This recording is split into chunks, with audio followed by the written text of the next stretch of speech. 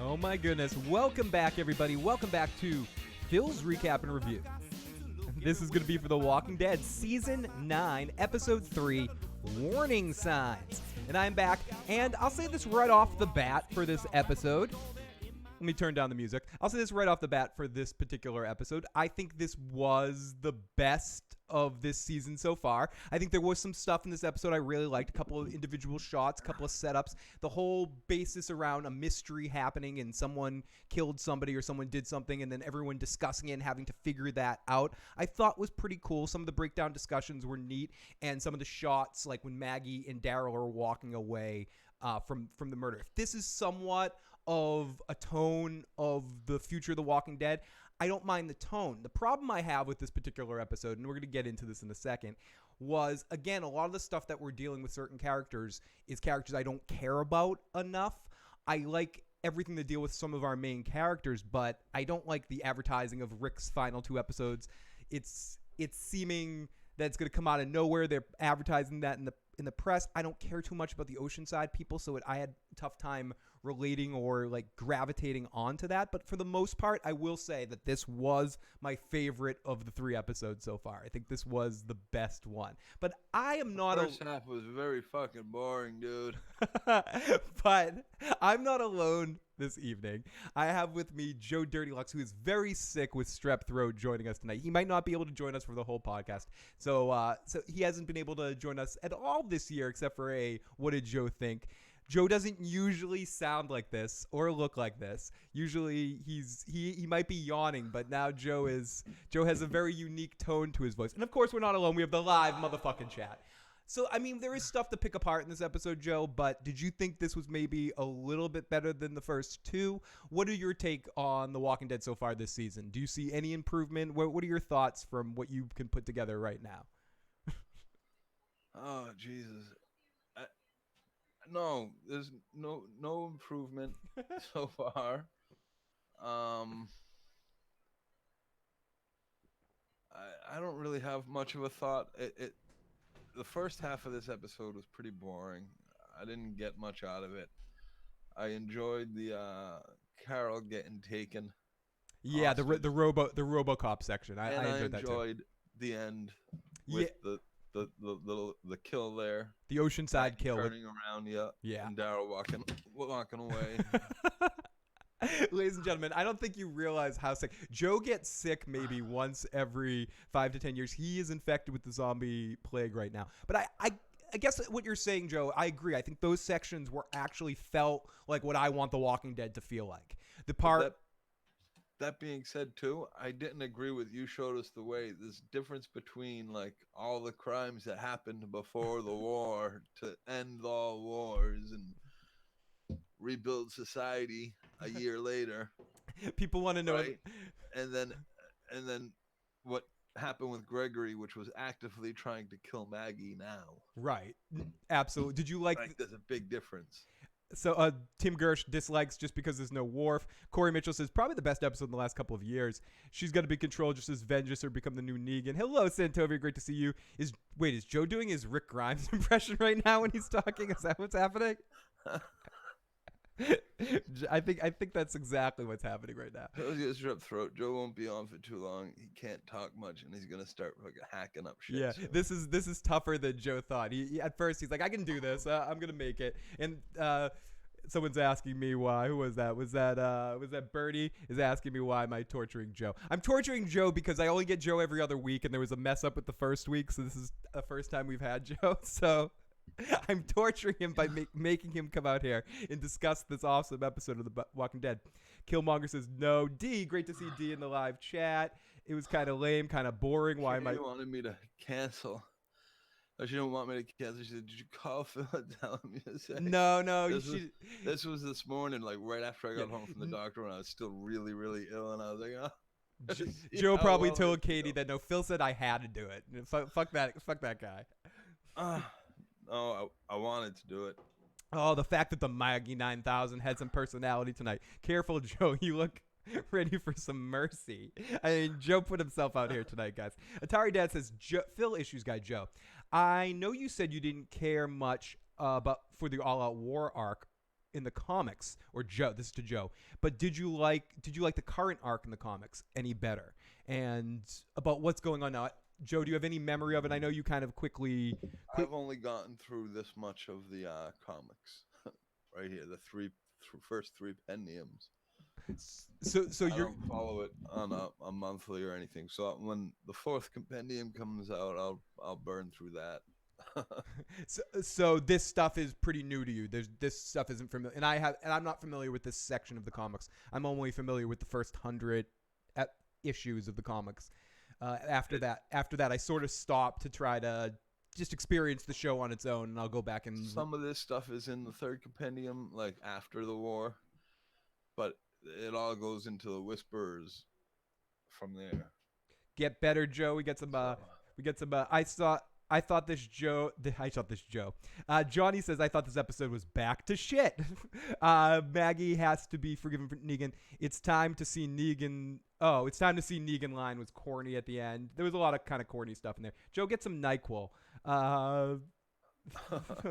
Seeing Maggie with an Asian dude didn't seem right. Glenn too. I stopped at Negan, so I gotta wonder why they didn't put holding cells at the bridge site. I thought this episode was back to shit. Okay, so thinking about last week's episode a little bit, Joe, before we continue on to this one, and you need to go. And if you need to go at any point in time, Joe, you can definitely go. Just let me know. Do you have any thoughts or any memories from last week's episode, which was dealt with a lot of like love story kind of crosses and. On the bridge? On the bridge, yeah, with everything in the bridge. Any thoughts about last week's episode? It was... I did have some thoughts about it, but they were all horrible thoughts. I can't remember anything right now. That's fine. That's fine. I'm glad you're talking. The whole ring shit, right? It was all like, do you still have that ring? Yeah. That whole ring. I don't blame you, Joe. I blocked out most of that, and you're sick, so I'm just trying to challenge you. I can't remember what else happened aside from they had to rebuild the bridge and Rick was trying to broker the deal. Dwarf Burger says, this is the best season in a while. I am loving it. What's up, Cattigat? Bernie says, I turned on the show tonight. I didn't recognize most of the people. Daryl and Maggie have the same haircut. Rick and Carol couldn't keep straight faces delivering the crappy lines. I did think I noticed Andrew Lincoln counting down the seconds a couple times in this episode and kind of wanting to go through it. And I do think that the show is being obvious in the fact that they're trying to make the central points of stories characters that aren't our main characters. And I know the overall feel and the overall point of this episode, the conclusion with Maggie and Daryl deciding, fuck the Rick-tatorship, we're going to do things our way, and Rick contemplating whether every single day I think about killing Negan. Every single day I think about killing Negan. But I think ultimately a lot of what dealt with this episode were the Savior group as a whole, and dealing with the thoughts of the Oceanside group about killing the Saviors and their reflection on how everyone handles the battle at the top. It was a lower decks kind of feel. And I think if that's what The Walking Dead's going to be once Rick and Maggie disappear, it's going to be a lot of also-rans talking. And here's the thing. Joe, I love you, dude. Okay, not all the Saviors needed to die. Some were more culpable than others. You sound like an old mafia guy. Listen, I'll give you an offer you can't refuse. Sorry. I feel like I sound like Gilbert Godfrey right now. Like after a few gigs where he's screaming like crazy. You're not quite as shreddy as Gilbert right now. But anyways, sorry to interrupt you, Joe. Hey, we got King McKay in the live motherfucking chat. Great to see King McKay. Joe, put a heating pad on your peanut sack right now. Oh, fuck. So thinking about this moving forward, what do you think? How do you think Rick dies? Or because it might happen. I was hoping after they go see Negan and they kill him, they just shoot him to death right there in the cell. Don't even let him out, like fish in a fucking barrel, right? That Rick's just like, oh, I can't be here with you anymore. Well, I'm going home. You're and like, he goes back to Atlanta. and goes and sits in his easy chair, puts his legs up, and goes, I know that kid's not mine. And it's done. So do you think it's going to be it's going to be he's going to get killed by Maggie or Daryl, or do you think it's going to be something more of a Walker kill, or does you don't think? I think Rick dies. I think we're pretty sure, or I'm pretty sure Rick dies. See, here's the thing.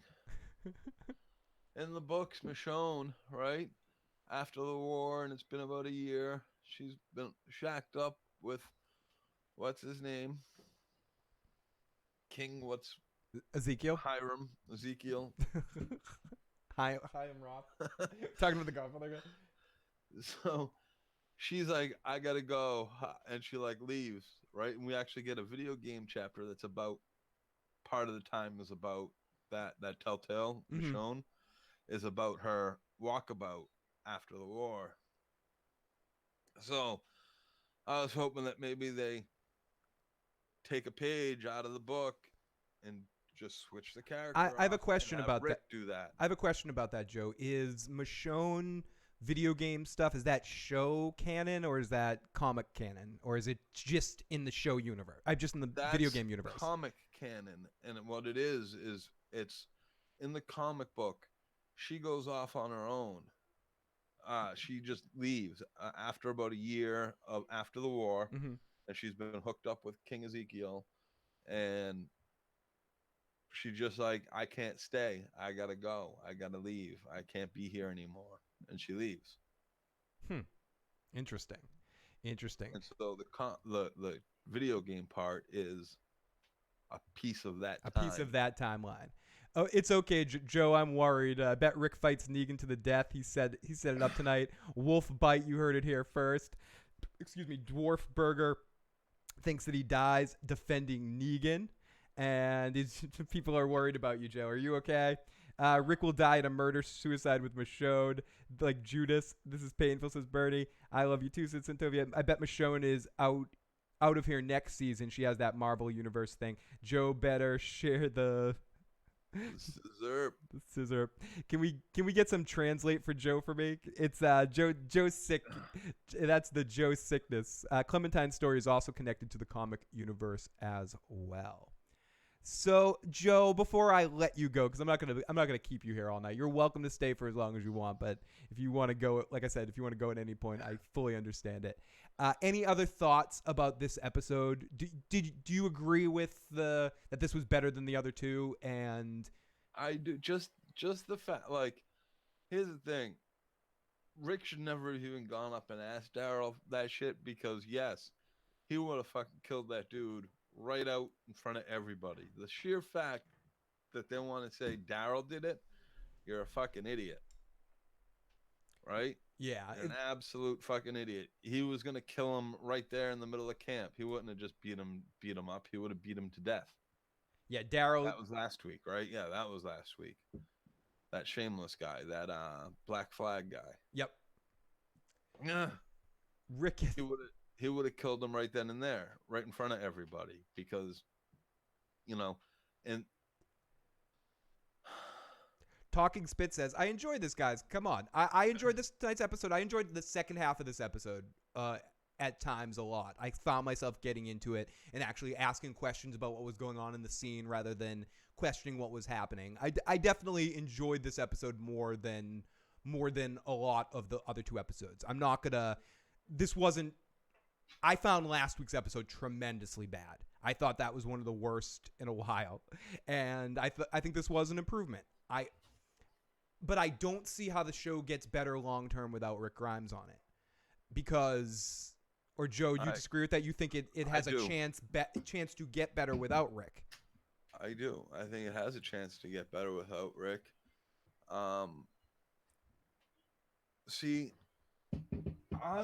It's not, for me, a show like this, it's never been about the characters.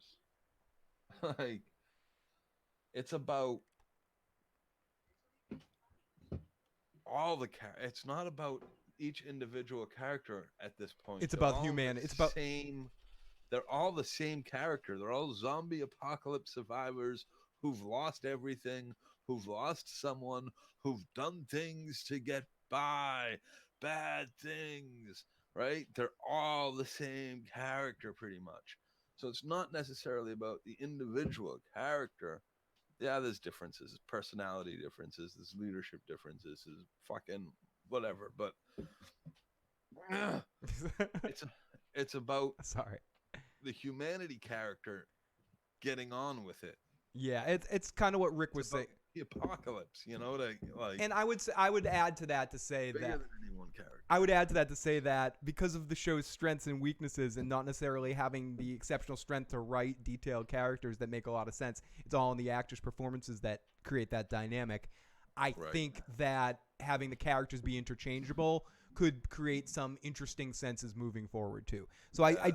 definitely see what you're saying, because when the characters ultimately become showpieces, then we can get back to maybe the zombies or the battle for humanity, real threats coming into play.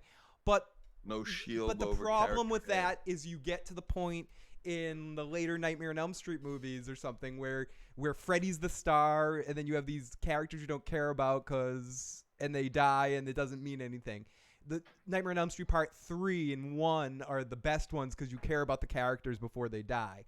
And I think what The Walking Dead did well early was understood characters. And I think in the later seasons, they don't take the time to develop them quite as well. And I think within that definition, I agree with you. But I still think early on what made the show... Because they still had so much invested in the main group, they can't allow for others to become vested. The groups become too big, and then who do you kill? You don't kill your main group, which they held off so long killing any of them, you know, and they still 4 or 5 of them or whatever, 3 of them. Yeah, a few. Daryl, Rick, Maggie, 4 Rick, of them. Maggie, yeah, and Carol. Carol, Maggie, Rick, Daryl. Yep, 4. Carol, Maggie, yeah, Rick, Daryl. 4 of them. Soon to be 3. Soon to be 2 when Rick and Maggie go a missing. So let's go in the live chat for a second. Joe is JSSing right now. Atari Dad says, Balls of Fury guy will save the show. Atari Dad, I also agree the mystery aspect did carry this episode and make it more interesting. The season is going to be good if there's more killing. Cadget says, this episode was just another mundane Walking Dead episode. Really, nothing shocking or surprising. Tim Gersh says, no. That's what I thought. Like you say, like, was it better than the rest? Yes, because like she said, it was so mundane. There wasn't even anything that I was like, oh my God, that's so stupid. With the exception of that Rick had to go talk to Daryl about it. But in that talk, he had one good line, just try. It might be the best decision you ever made, like not killing that guy on the rooftop that left your brother to die. And we got Dig Taka in the live motherfucking chat. Great to see you. Haven't seen you in a while, buddy. Lots of love to you. And here we go. Let's go. Dear Joe, give your sick rant and just go to bed. Dav and the Saviors. Is that Long Claw behind Joe? Yes, it is. And I don't want to talk too much about the Whispers stuff, just to save that. But I don't think that will happen. I think we'll get the hint of that at the end of this season into the back half. And I think that the Whispers will be the arc in the second half of this season. Maybe even pushing off to next season. But I don't know. Like, these ratings keep dipping. And I know it's still the number 1 show in AMC and still one of the number 1 rated programs. So there's nothing to cry about yet when it comes to the ratings of The Walking Dead. But the ratings do keep going down, but I expect the ratings to be up in the next 2 weeks for the final 2 episodes of Rick Grimes. I would be surprised if they don't get a little bit of a bump, especially in that last episode. That's why they're advertising. Yes, exactly, Joe. Rick Grimes. That is why they're advertising it, and I think it's sad to see them advertising that, because it would have.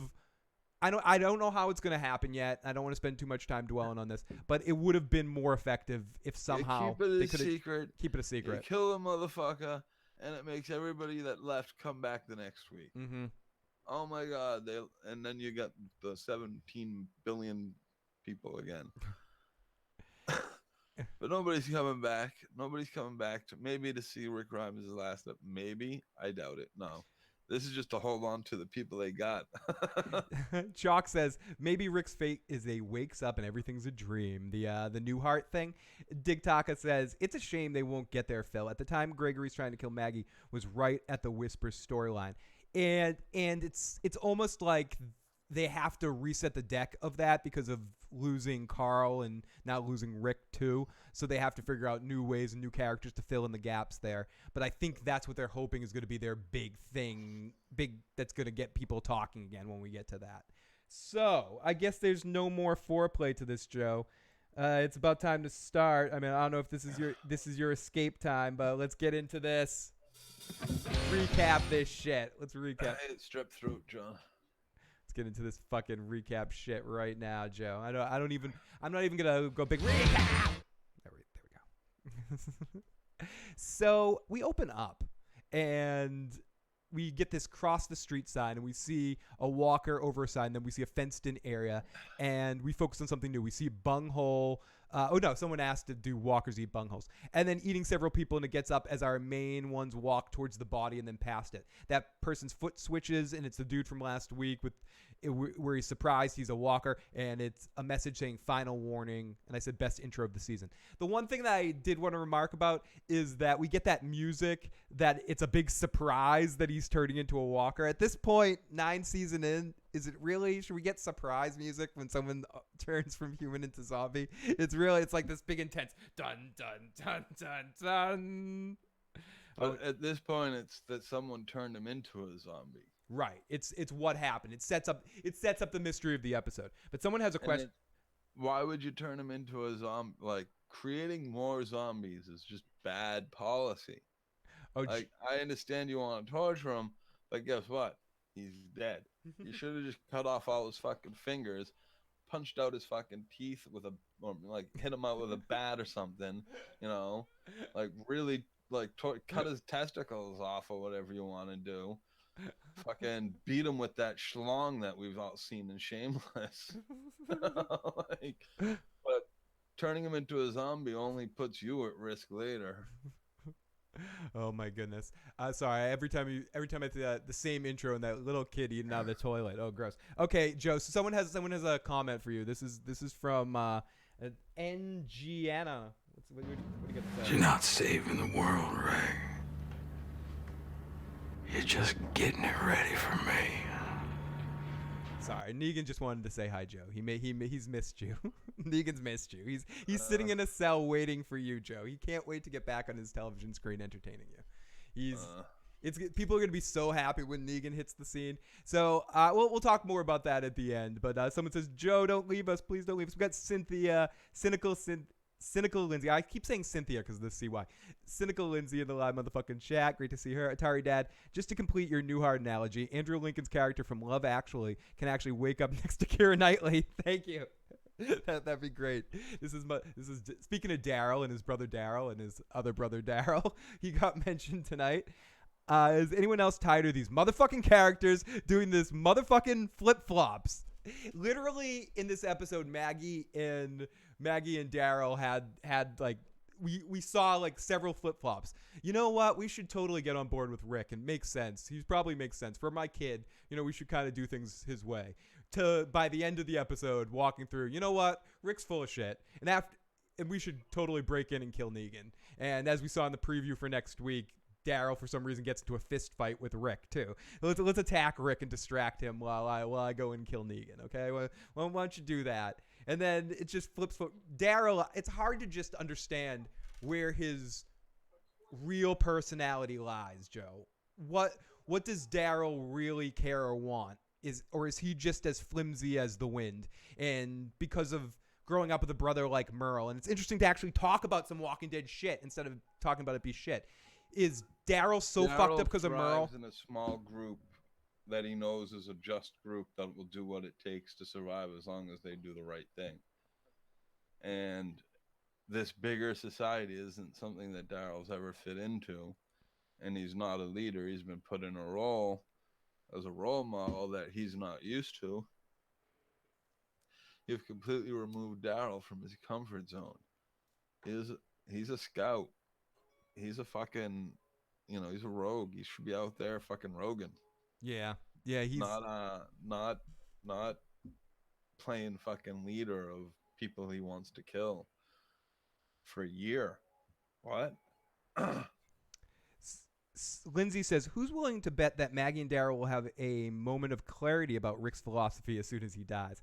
I thought Merle was fucking cool as his catagate. Daryl has major post-traumatic stress disorder. Lindsay also says Merle was far more interesting than Daryl. I agree with that, and I think some of the problem was I would have liked to see a little bit more time spent with the two of them together and getting more of a feel of the dynamic of their relationship to develop more of who Daryl is. I know that dynamic. You played the video game, that awful video game with the two of them talking all the time. But no, I know, and I do too. I know the dynamic too. I guess I just love the actor that plays Merle. I enjoy him on screen. That was the best thing that ever happened. Like nobody ever stood up to Merle in Daryl's life. And that when Rick did that, and it wasn't just, for Daryl, it was for those people that he didn't know, that I think he saw something that's so long ago that he was like, oh, this is someone I admire. This is someone that's going to do the right thing, not just the thing for himself. Great to see Lady Laura Dane in the live motherfucking chat. Yeah, and I agree. I think that is part of the reason why he ingrained himself. And I guess that's my point, kind of, that Daryl always needs to have a lead person that he caters to. It's hard to assess what Daryl really would want to be doing, but I think you hit on it. Daryl's used to being a number two. Yep. He's always been in Merle's shadow or alone. And he thrives when he's alone or when he's, and not even that a number two, but like with Rick, he's always had equal input, and or at least the just always been like or at least the illusion of it. I think Rick does a good job at making his subordinates, so to speak, have the illusion of having a deciding point where ultimately it's what Rick wants, and when Rick doesn't get what he wants, he goes, fuck you, I'm doing what I want. And I think that's the case in this Negan situation, which, again, I appreciate that we can actually talk about this. I don't understand completely Rick's rationale for keeping Negan alive. It makes zero sense. We're gonna play it later, but it makes zero sense. Because we need to worry about the group, and I thought about all the people that died, and so I thought I can't kill again. Zero sense. Doesn't make any sense. What the flying fuck is he talking about? Like these girls said, no. Simon showed up, not Negan. Simon showed up with his group, and Simon had this woman kill and that other dude kill people, my grandmother's husbands, and so we killed them. We don't need to kill any of the other saviors. And that's the thing. Not all the saviors were out there killing people. So kill the people responsible for it. You don't kill all the fucking foot soldier Nazis after the war. As much as you'd like to, you don't. You kill all the top officers that made the foot soldiers do the horrible fucking shit upon penalty of death.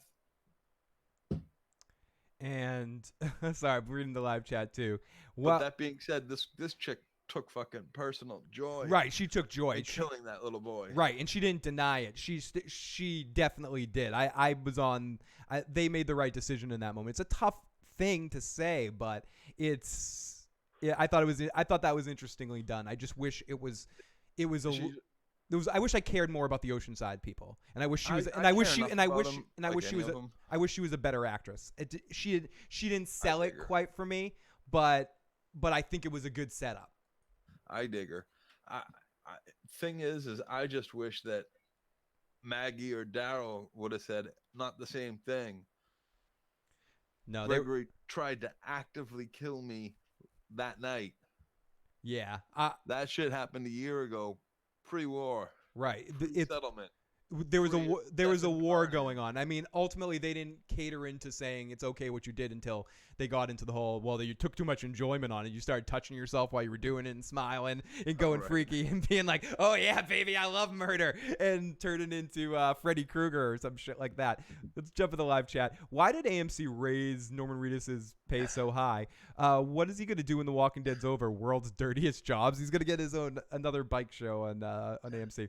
Corey says it would have made more sense to have Morgan talk Rick into keeping Negan alive than just Rick being like, I love you, Negan. And I agree too. I think it came too quick. They talk about quick heel turns in wrestling or something. This was such a quick good turn where suddenly someone said this last week. It might have been Bernie, or if I'm not giving the correct assessment, but it's like when you kill 1 million foot soldiers, or it might have been you and the What Did Joe Think, Joe, and then I killed 1 million of your foot soldiers, Negan. But in this one moment, I need to make a stand and not kill you and keep you alive for some fucking reason, because you're an actor that makes a lot of money and have your fans. It makes no sense. It makes zero sense. Why Negan? I will kill all the foot soldiers up to the last guy, except for you, Negan. You're under arrest. Yeah, like, yeah. what? But you're under arrest. You're going to jail, the Negan. bastards making a paycheck, going home to their wives. Because you made spaghetti with my kid, you fucking sick prick. Fuck you. I'm going to keep you alive. It's going to be worse, and I swear you'll never get out. Lindsay says, sorry, cynical Lindsay. I was going to say Cynthia again, and that's why I'm saying damn. Not like, oh, Lindsay said a comment again. I have to read it. Oh, damn. That's what I don't understand. Simon is the one responsible for the death of their men. The main bad guy is dead. Atari Dad says, on The Talking Dead, to discuss the real reasons he's keeping Negan alive was just to lord over him. How everyone's is getting along just fine without him. So it's more of a sick, prickish sort of moment that he's doing it just to whip his dick out and slap it across Negan's face a bunch of times. Even more stupid then on Rick's part. Even more of a stupid reason. And why hasn't any of the other characters called him out on that? Yeah. Hopefully Maggie will in this whole confrontation that happens in these final 2 episodes, which I'm actually excited to see.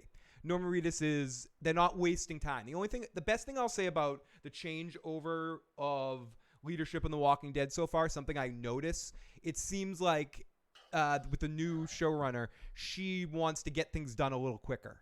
And whether the same level of writing can sometimes be stupid and draggy, and some of the sound she was handed a shit show, and she's cleaning it up quick, or trying to clean it up quick in the sense, and not just in the writing and plot line, but she was handed a shit show of a show, right, that had declining ratings, and then was told shortly after, oh, you're losing Rick, and then, oh, you're losing Maggie. Yeah.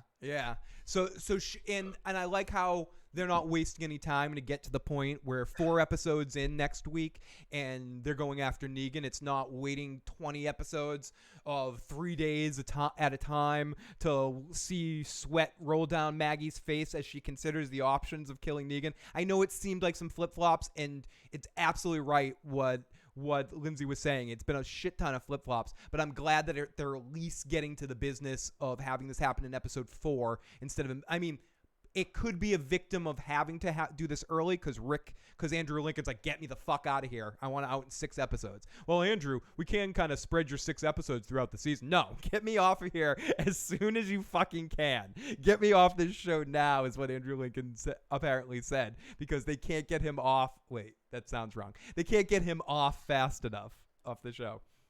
I can't quit you, baby. Norman Reedus is going to be fine, says Atari Dad. He's getting his hands on some of that Hideo Kojima money. Rick is doing what is right. Simon Expunge. Yeah, the power of Carl. It is the power of Carl, dork. Lady Laura Dane says, is this shit for a show over already? No. It's still so early in the season. It's 3 episodes in, and it hopefully will be over after this season, but I could see them trying to pull off 10 seasons. Hopefully they'll end at 10, even though there's talks of we could go 1,000,000 years with this. I love how they're like, we have to be true to the comic storyline right after they kill off Abe and Carl, says Dig Taka. I wonder if the ratings are going to be even lower this episode. Episode 2 is at a 2.0 in the key demo. Not fucking good. Joe seems to be getting better. I feel his lungs are fine.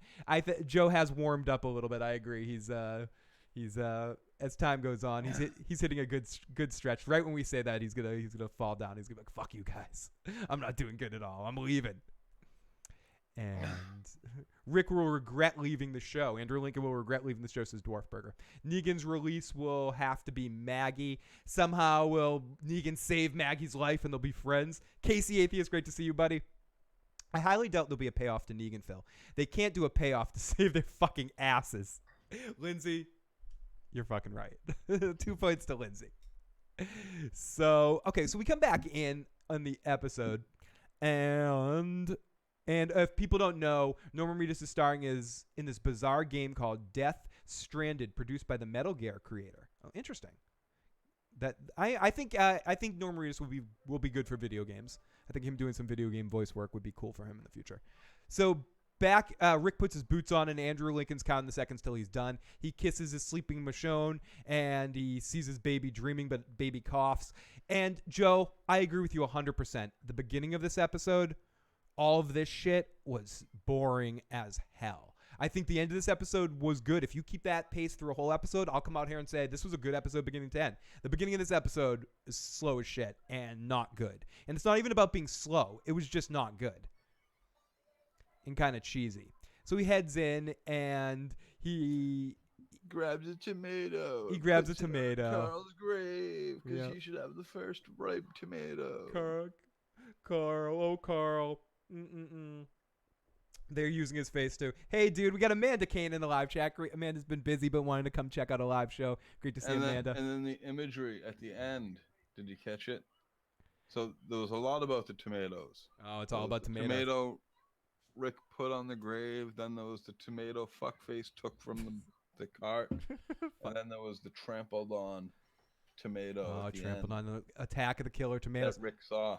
What does the tomatoes mean? Is it like in The Godfather where oranges symbolize the coming of death? It's a fucking metaphor, dude. Carl's dream is dead. It's about Carl dying. It's about the future being fucking over, dude. It sucks. It's about everything sucking, dude. Great to see everyone in the live chat. It's a tomato, dude. Fucking tomato. Yeah, my name is Mud from Billy from Okay, I'm sorry. I like this actor. He's been in a couple of things I like. The main actor that we get in the Little Savior group, the one that Entourage. Yeah, Entourage. He was also in that. He's in what was fucking show that he was on soon? He was in that Biggie and Tupac detective show that was on last year as well. I like him, but I never think he's kind of one of those actors that brings me out of it because I never buy his commitment to the acting, and I think he's just funny. I think he's like a funny personality, and I like seeing him on The Walking Dead. He adds an interesting dynamic. He's a good face for the saviors right now, but I keep seeing Billy from Entourage every time he's on screen. I'm like, oh, there's Billy from Entourage. Nope. Are you gonna direct Medellin with Vince? What do you think of fucking? This show on Netflix, I'm blanking the Narcos. Did you ever think that there would really be a? No. I keep wanting to ask him Entourage questions. So the tomato is the rating of the episode, but he is a good actor. I like the name is Mud Guy, and I enjoy him in most things he's in. So the music is foreboding and this slow, and he grabs a tomato. As we come back in, he talks to Michonne, and I'm sorry. Part of the beginning of this episode and the reason why it sucks is because Michonne and Andrew Lincoln, Michonne and Rick Grimes have zero on-screen chemistry. Zero. And listening to them talk and have romantic gestures to each other, for whatever it's worth, just does not work for me. Both actors seem like they're like, like they are uncomfortable in playing romantic situations. Whereas if you look at some of the other romantic situations in the last episode, even with Jadis and Father Gabriel, or Carol and Ezekiel, I think both of them have more chemistry. I think almost Laurie and Rick had more chemistry. Obviously, Shane and Laurie had more chemistry, or Daryl and Carol had more chemistry. There's just something that doesn't work about these two actors in a romantic sense that's just very, like, almost off-putting to me at times. It feels slow and boring, and I don't believe it. It reminds me of Anakin and Padme in the Star Wars prequel movies. I love you so much, Joe. You are like my favorite person ever, and I never want to be without you. Mwah. Please never miss another episode. And so let's listen to a little bit of this shit. My mind won't shut off. You? Not bad.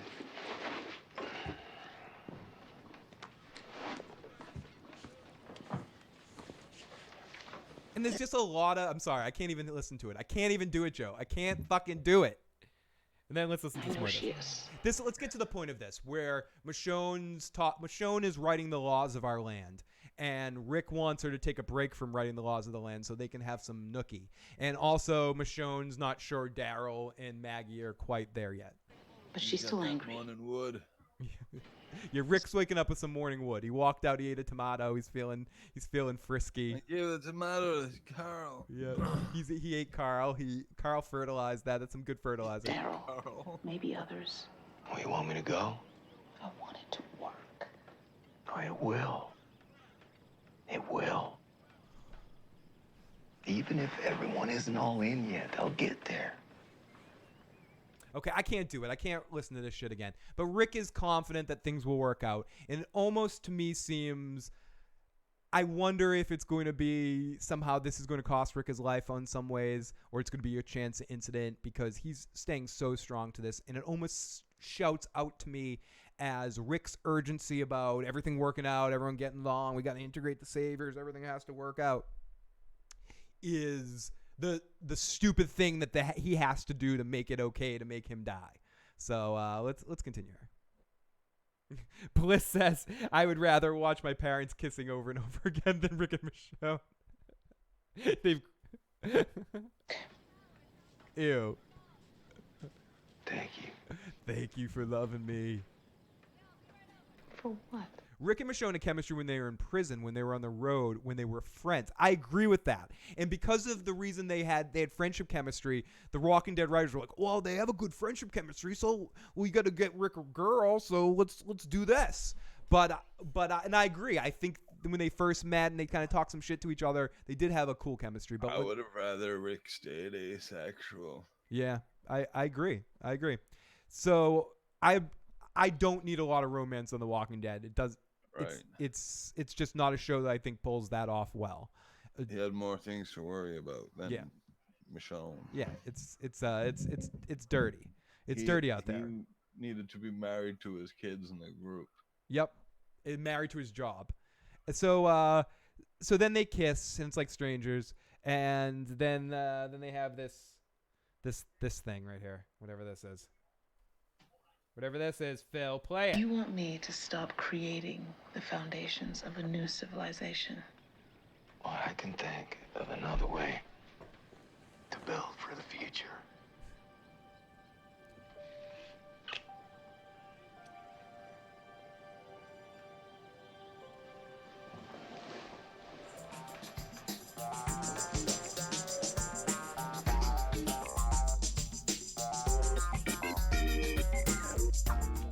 Okay, and then it's a laser shoot Larry moment. So then we go off to Maggie in the back of a... Well done, Phil. Thank you. That was well strung. What the fuck just happened?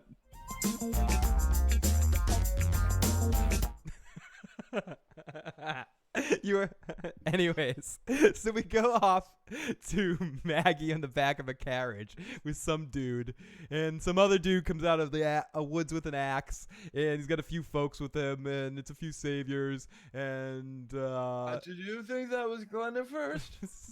and I don't want to. And I was just like, whoa! I had to take a double take for a second, because I think he just looked very much like an older Glenn. And I'm not even, just saying. I thought it was Glenn at first. I thought maybe we're having like a dream moment with Maggie or something of what she thought the future would be. Oh, Jesse was good with Rick. They did have some good chemistry. I forgot about Jesse. What does everyone think of the girl whose husband he ended up? That was fucking awesome. That was the last arc I've loved on The Walking Dead. There's been some okay episodes since then, but I think that was the last great arc on The Walking Dead that they've done. Morgan shows up like, what? What's going on?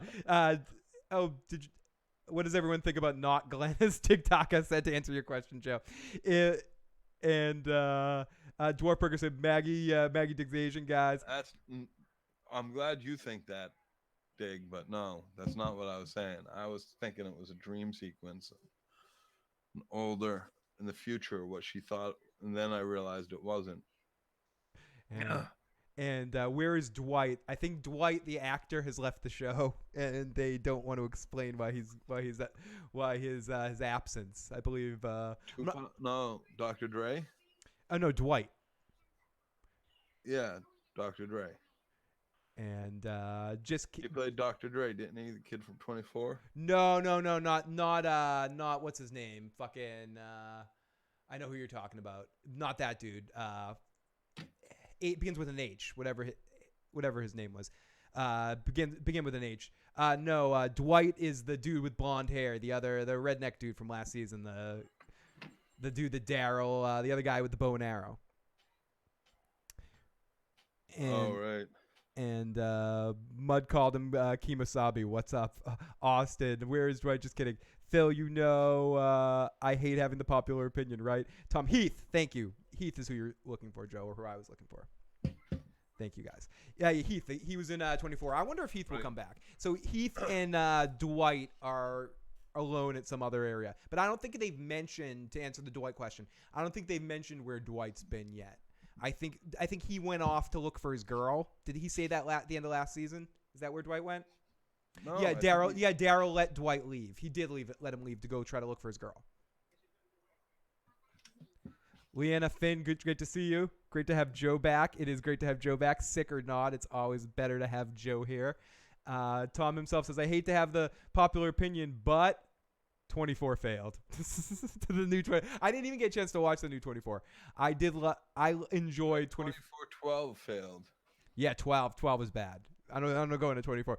One of the darkest points on our channel was me making Joe review 12 episodes of. Best part about that was Catelyn Stark. Catelyn Stark was really good on that like show. Like her boy Spoiler Bran. alert: she dies on that. Who gives a shit about 24? Everyone dies in fucking 24. But unless you're Jack Bauer.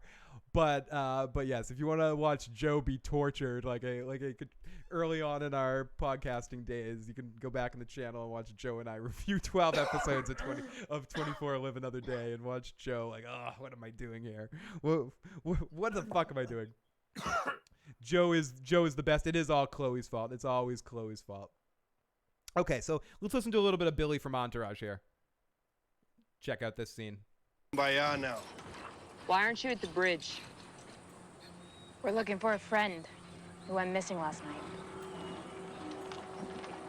You know anything about that? No. Just getting here. What you got in the bed? Hilltop's half of the deal for the ethanol. Shipment we never got. Yeah, that went missing too. Wrong with the people bringing it. You know anything about that? I wish I did. I want that fuel. Now, Joe, do you think the Saviors have a right to be pissed in this situation in any way? Do they have any leg to stand on? I guess anybody who's friends with the people who have disappeared have a right to be pissed that their people have disappeared, right? Yeah. But why would you automatically assume that a year later that Maggie, yeah, why are you antagonizing Maggie for no fucking reason? Why are you being a dick about it? Right. Yeah, Maggie fucking kidnapped big fucking swing dick over there and took him out back and shot him with an arrow. Sure. And no, Daryl would have fucking Daryl would have just fucking done it in front of everybody. He would have just killed him right in front of everybody. Oh my goodness. Some preview love for Game of Thrones stuff in the live chat. Can't wait till 2019 with the Sansa was. This is setting up the Saviors and Maggie for being friends. I agree with that. I think somehow this is leading to a point. I agree with you, Can I just call you by your fucking real name, Dwarf Burger? I agree with Dwarf Burger on this one. I think this is setting up ultimately for Maggie and Negan to have to team up by the end of the season on something. I don't know when Maggie's off the show, or at least Negan teaming up and leading our group of whatever's left of our group is going to be headed up by Negan, because he's the only one fucked up enough to stop the fucked up problem that's going to come up at the end of this season. And all this shit that's going on, like with Jadis, with the kidnapping people. We haven't even got into that, which I definitely very much enjoy that aspect of it. Everything with this episode is probably the most I've enjoyed Jadis and even though it was a little bit, oh, I'm a bad guy, a spy, but that A-B shit had me interested. It had my tongue salivating like, what's the A? What's the B? I want to know about this. And for the first time in a while, I was actually a little intrigued by something on The Walking Dead and explaining them. And that's what I mean, where this showrunner seems to be a little bit more focused on getting shit done. We're actually finding out about what's that, finally getting more of a connection to the helicopter. And not wasting any time, not dragging Jadis's bullshit on for a whole half a season or a few episodes, actually getting to the point, and even not making her have to lie, having what's-his-name get right in her face afterwards, even though that was such a stupid television moment. We'll get to that a little bit later, but when someone asks you if you're a god, you say yes. When someone asks you, are you in with me? Are you going to be in with me? You can't say anything. We got to go back to camp. You never in that moment say, oh, I'm going to totally tell Rick. I totally have to tell Rick.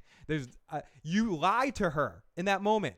You say to her, yes, of course I'm on your side. And then you go and you tell Rick. You don't say to her in that moment, fuck you, I'm on your side. I'm sorry. In that moment, he just shows how stupid that guy is. But yeah, the classic Game of Thrones blunder. Yeah, it's stupid. It's the classic. It's another. We could do that. Could be added to our second trope list, Joe. That's just a bad one. AB stands for Aryan Brotherhood.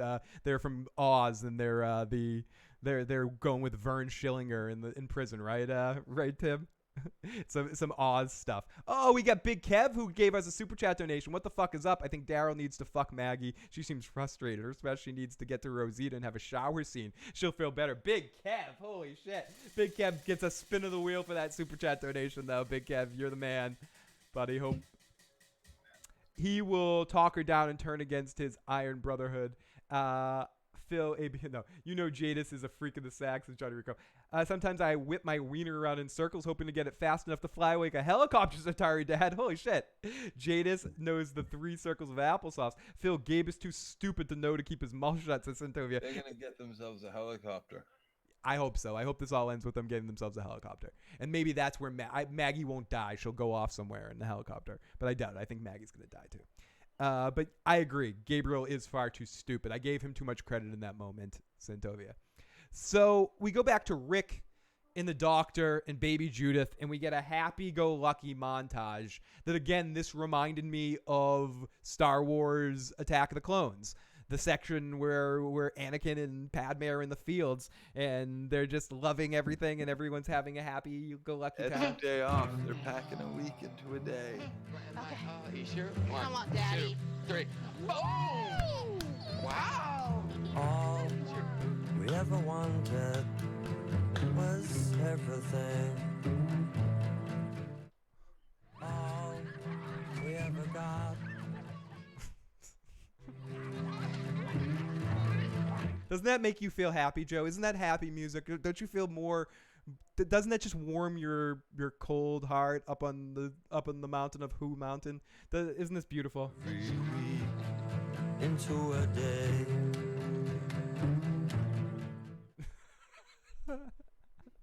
I don't know. This is bad to me. I'm sorry. That was really poorly done to me. I guess maybe this is where I'm going to get fanboyism, and call me out on my fanboyism if you want. I'm a card-carrying member of the Better Call Saul fanboyism. Coming off a season of some of the best montages I've seen ever on television, and I don't like comparing shows. It's tough to see a show do such a cheesy, silly, pointless, loserish montage like this, where we've come off a show that basically redefines the musical montage scene. But whatever, that's my fanboyism. Call me out, it's fine. I'm a fucking fanboy, whatever. So it's good. Do you know when it's good to be okay to be a fanboy? When something's awesome. That's when it's okay. Joe, do you need to go? Joe, I know I know you want to tough this out, but seriously, dude, go to bed if you have to. Or take a break and then come back if you want to. So dude explains okay, so then we get this whole fucking spiel. This whole fucking spiel, play it. What is this fucking shit? Play it. Fucking. Someone definitely took him out.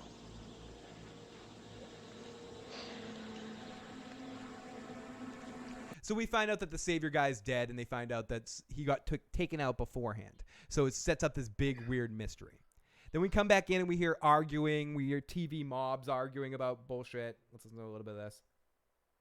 Listen. They're gonna execute every last one of them. Just like Dear Phil, it's never okay to be a fanboy. Lindsay says, agreed, Phil. Better Call Saul is the king of the montages. Bernie has the best catfish picture ever. Phil, you crack me up. Thank you. No, thank you, Cattigan, for being here. I want to buy a Subaru after watching this. I Shazammed this song in case you want to torture yourself. It's all we ever wanted was everything. Oh, God. I don't want to hear about that. Atari Dad, Phil reads everything you say.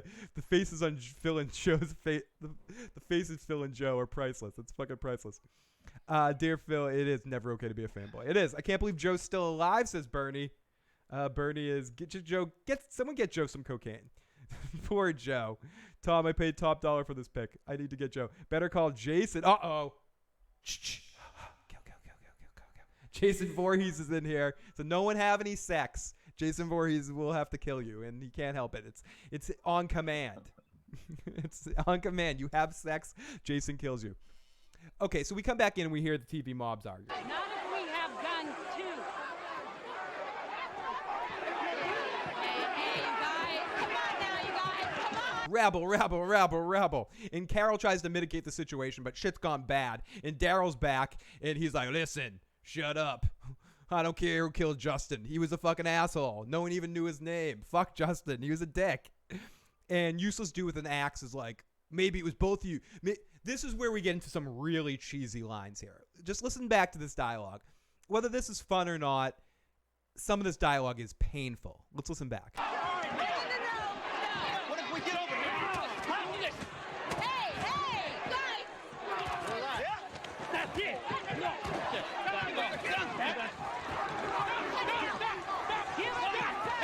Hey! Stop this shit! Stop it! We're gonna find out who did this. We're gonna make sure it never happens to us again, all right? Us? You're not one of us anymore. Us means all of us. Go shovel that horse shit to whoever killed Justin. I thought you were supposed to be our leader. Enough. Turn around, all of you. No can do, see? No can do'sville. You go ahead and yank that Roscoe, pop me right here. It's better than worrying about getting it in the back.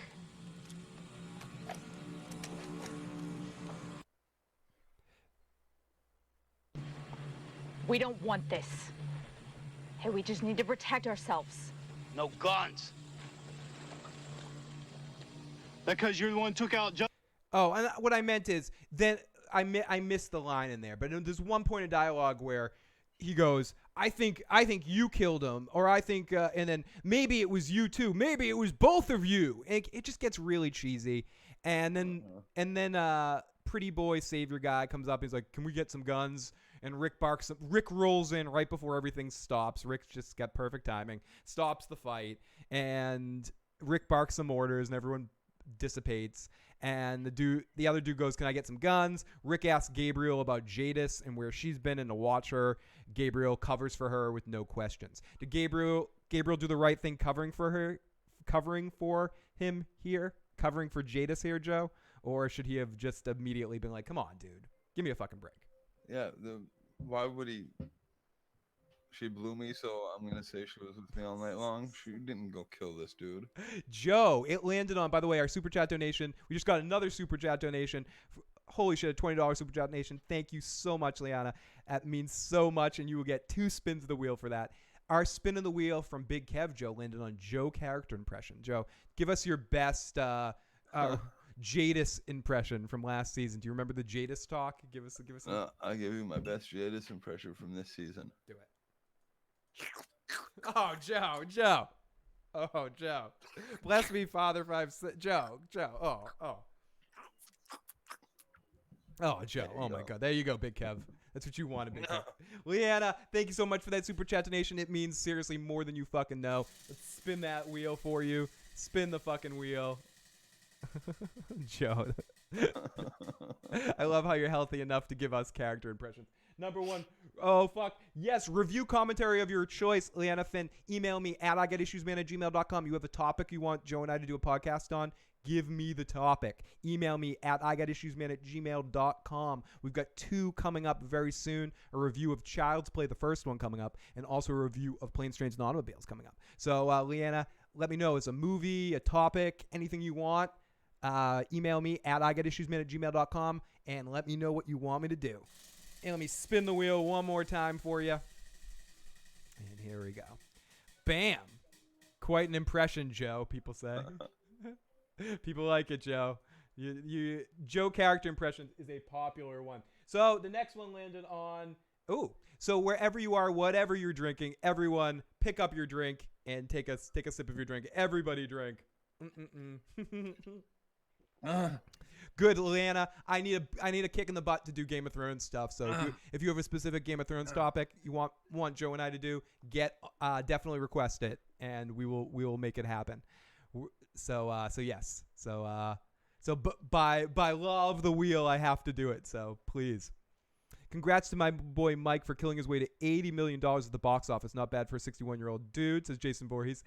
Mike Myers, yeah, hopefully you can have your comeback too at some point in time. I know Corey Feldman's been wanting to do a remake or a continuation, ignoring everything past 4 with you back in. And I don't know if you and Corey can figure something out, Jason, but we'll talk about that at some other point in time. So... we got Lola in the live chat too, and Broke Blackman 94. You guys are fucking amazing. Good to see both of you guys. Okay, so everyone take a shot. Hopefully you will be... Oh, Chalkboy, good question. What did Chalkboy ask? Who do I go see as my doctor? Joe goes and sees Enid, of course. He JSS... Herschel, what, the child, or Herschel, the old guy? I think Herschel, the child, of course, because no, Herschel, the doctor. Who Herschel, the real Herschel, the big Herschel, before the injury. Denise is who I'd want to go see. What? Oh, the Hilltop doctor from before. They killed him. They killed. You said it like you're. I know you weren't really. You're just sick, but your voice was breaking apart, like you're really getting broken up about it. And they killed the doctor too. I'm still waiting for my data versus. I wouldn't have even gone. I would have felt this, and I would have been like, "Bitches, give me some penicillin right now." Like, I've been through this before. I know exactly what this is. Santovia, I have not forgotten about your data versus lore episode. I've been trying to find the right co-host for that, but that is coming at some point in time. I think Joe will probably end up doing that with me, because we're gonna do a rewatch of Next Generation once we move into the new location. And so we'll have an opportunity to do some more Star Trek stuff. We want to do a lot of Trek stuff leading up to Picard when that comes out next year. And also I'll be doing Discovery again this season, and Joe will be joining me occasionally for episodes of that as he can watch that, and of course the Orville again. So we'll be doing a lot of Trekky kind of stuff as time goes on. So anyways, so Pretty Boy asks for more guns, and no. So we go to Daryl sharpening a blade, and Rick comes over to him, and this is the scene that Joe got the Joe Stupid Award for the night. Let's listen to a few seconds of it.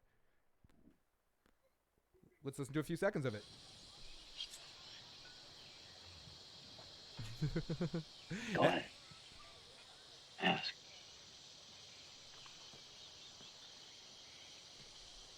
That wound on Justin.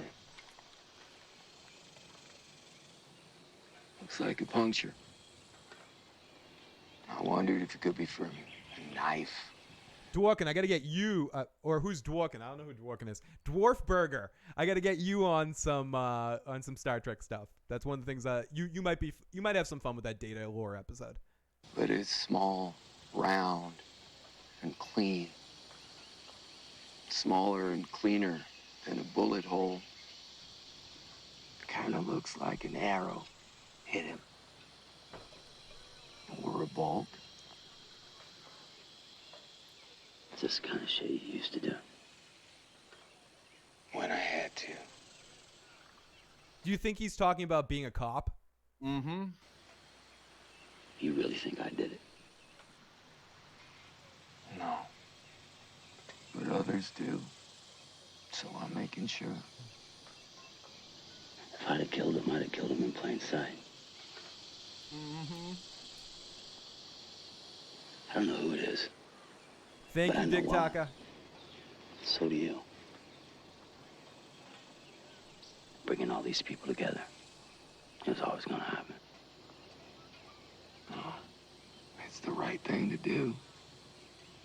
The future belongs to all of us now. Why do they get this future? And Glenn don't? Or Abraham? Or Sasha?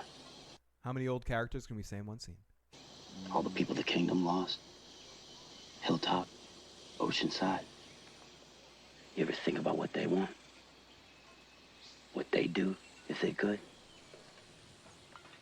Yeah, I do. I have. For a long time, I wanted it too, maybe more than anyone. But killing each other when the world already belongs to the dead, it's not the way. Not anymore. It's not the way, Joe.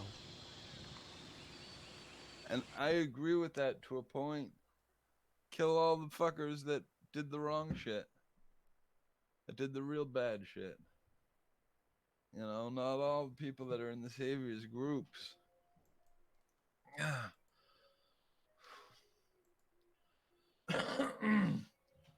Okay. What out there?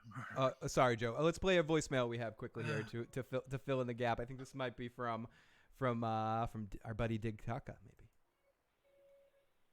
Well, I don't know. Maybe somebody else in the house ordered it. I don't know. I just know the pizza's got to be paid for. What? Look, the total is $26.81 plus tip. You want to try another credit card? You can pay cash. What? What am I listening to? I think someone ordered Look, pizza. your delivery driver is going to be there. You know, he's going to come soon. You got to have you sort it out with him, okay? The pizzas are not refundable. Uh-oh. I think someone ordered us a pizza. You've just been pranked. Courtesy of prankowl.com. What the fuck? Someone prank called us. Thank you so much. We want a pizza. I was excited for the pizza. I was gonna go run outside and go to the door and go, where the fuck's my pizza? That caller has a great voice. Exactly, Joe says, Cattigat. And I wish I sounded like that. I wish I sounded like that too. I sound like that, don't I? Yeah, Joe does now. You totally do I got that. that kind of radio voice right now. You do. You sound beautiful, Joe. I want to run in the other room and get a beer, but I'm afraid to Garth you right now. It's just gonna be. It'll totally be. You're like, I'm not saying a word. I'll stay for the whole show if I only have to talk every 20 minutes. That's fine. So we go. We go to Daryl sharpening his brain. So do you think Rick at any point in time really thought that Daryl did this, or he just needed to check the box? I don't think he thought at any time Daryl would have done that. I just think he thought, wow, that's pretty weird. It looks like a bolt or an arrow hole. I want to get Daryl's take on this. Yeah, that's the way he should have come at it. Who else would have done this? Because I know it wasn't you. You would have fucking stabbed him in the face in front of everybody. You sound like Carl in his last episode, says Dwarf Burger. All I can think about is pizza. I want some fucking pizza. Yeah, it sounded a little bit like Rodney Dangerfield, Lindsay. I agree. Joe, could you be higher? I'll bow down to you. Okay, which one of you is calling in? Next is Amanda Cade.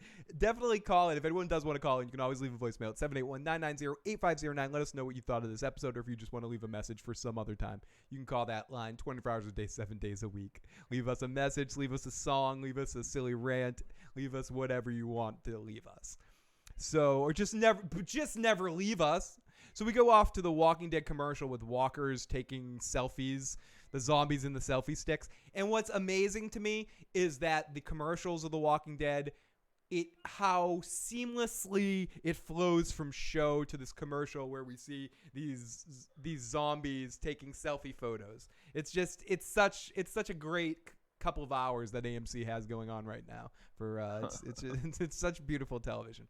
So we're back in, and we hear Rick on a walkie-talkie, and Maggie, whose name I can't remember right now, but the girl from Oceanside.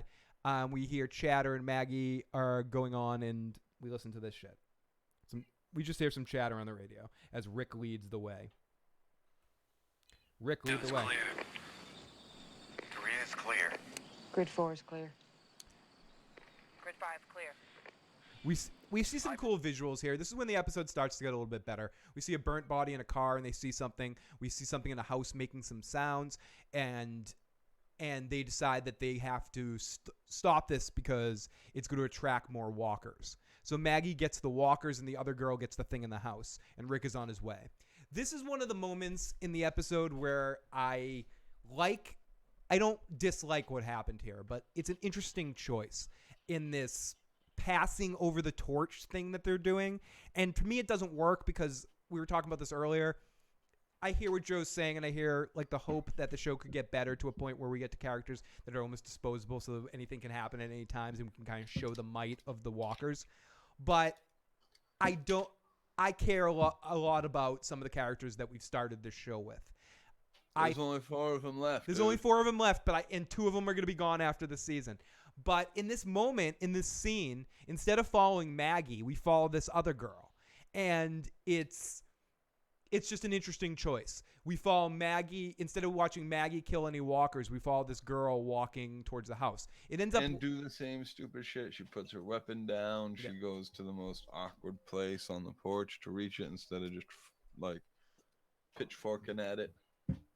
I DVR The Walking Dead, so I skip the commercials. Censorship, test the Tom, I have the live chat on, not the top chat blocker. I'm reading it because I have live chat, not a parental chat. Carol wasn't there from the beginning. F the fucking commercials. Maggie wasn't there from the beginning. No, Maggie wasn't there from the beginning. No, it was just Carol. Or from that first group, but I mean, Rick and Glenn were the first 2. Or Rick and Morgan, essentially, were the first 2 that we see. And then that other group. From that first other group, Carol and Rick and Daryl are the only ones that are still there. Maggie came at the farm when she came in on the horse and stuff. So, yes. Hey, Joe, I'm watching Sargon of Akkad do a review of episode 1 of the season, and he thought the Walker Scarecrow was a good idea and Daryl was being a dick. So what do you think of the Walker Scarecrow, Joe? One more time. What's your opinion of what? I think Joe is very clear on his thoughts on Walker Scarecrows. You can go. There's hours of footage if you want to go back and listen to the tape when Joe's feeling a little bit better. He'll tell you more about it again, because it's not going to be the last time we see it. So Maggie gets their attention, and Oceansiders sneak up, and we don't see Maggie kill the walkers. We follow the Oceansider as Just call her OSHA. OSHA. She does have a name. Someone needs to tell me the name. Nobody knows the name. I bet someone in the chat knows the name. Nobody's ever known her name. She never had one. She's just the Oceanside chick. Oceansider. Cider. OSHA here. So OSHA and Maggie come. So we follow OSHA coming in the house, and then the walkers come out the front door, and they push instead of bite, but they push her down. And Maggie's like a killing machine with like one knife and hardly any motion. She kills a whole little mini horde here, and she can barely get one, but they somehow get all of them. And Daryl comes and saves the day at the last minute, and she hurt her hand again. Rosita has one line and asks about Group 5, which we're supposed to be there. And I forgot to mention that we see in the walkie-talkies that they're coming to meet them, so it's not a surprise when they show up. So there's no mystery here. But Group 5 has disappeared. I don't know what any of that means, Atari Dad. I'm beginning to think they're going to give Rick the Carl treatment. You guys want to have a nice hair. I've seen someone say that Jadis will have Rick kidnapped, and that's how he'll go out. Oh, no. That would be bad. But we have, is she going to get Rick? Is Rick an A? I don't want to see Jadis get the best of Rick. No, she thought what's his name was a B the whole time. But he's apparently an A. He's an A. So if he's an A, who else is an A? Is Rick's an A? Rick's got to be an A. Red shirt 35. She's too hot. I forgot her name. She's gonna have to kidnap a child at first. Says, is our children A's or children B's? Fandom says, Broke Blackman. Fandom D Saint says, she's too hot. I forget her name. And I've seen Murdoch. Where was that? He randomly review shit. Okay, so let's continue in here. Rosita asks, Rosita's there for a second. And then they find themselves and they're ambushed or something. And they find themselves, and the saviors are all dead, or they're all trapped, and one of them is missing. They talk about the missing savior, and I'm sorry, I got a little messed up here in my notes right here. Ultimately, it leads up that one of the saviors is missing. One of them got kidnapped, and then Jerry shows up there and asks what happens next. Oh no, they talk about what happens to the missing saviors. We sort of have a meeting of the minds here. Do the saviors know? Not yet. I love Jerry. Do we Maggie him or do we Rick him? Yeah. Come morning, they will. She could be dead already. I'm sorry, I got lost a little bit here, but we have our little meeting where we get the line of the night. Figure out what happened. I want to listen to this just because I want to hear this line. If that happens, we won't finish the work before the water rises. We'll lose the bridge. Don't talk about the Dharma Initiative, and I want to go get a beer. I'll be right back. Say we nab the perp. Then what? Who decides what happens next? Is it going to be a Gregory or an Egan?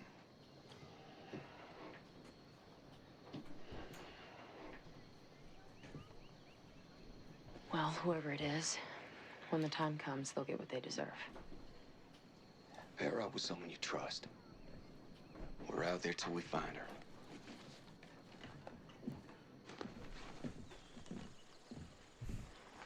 I knew it'd be hard, but with all this... Okay, so then we set up what I think is the best section of the episode. I think this works really well because we're dealing with two sets of characters that I actually give a shit about.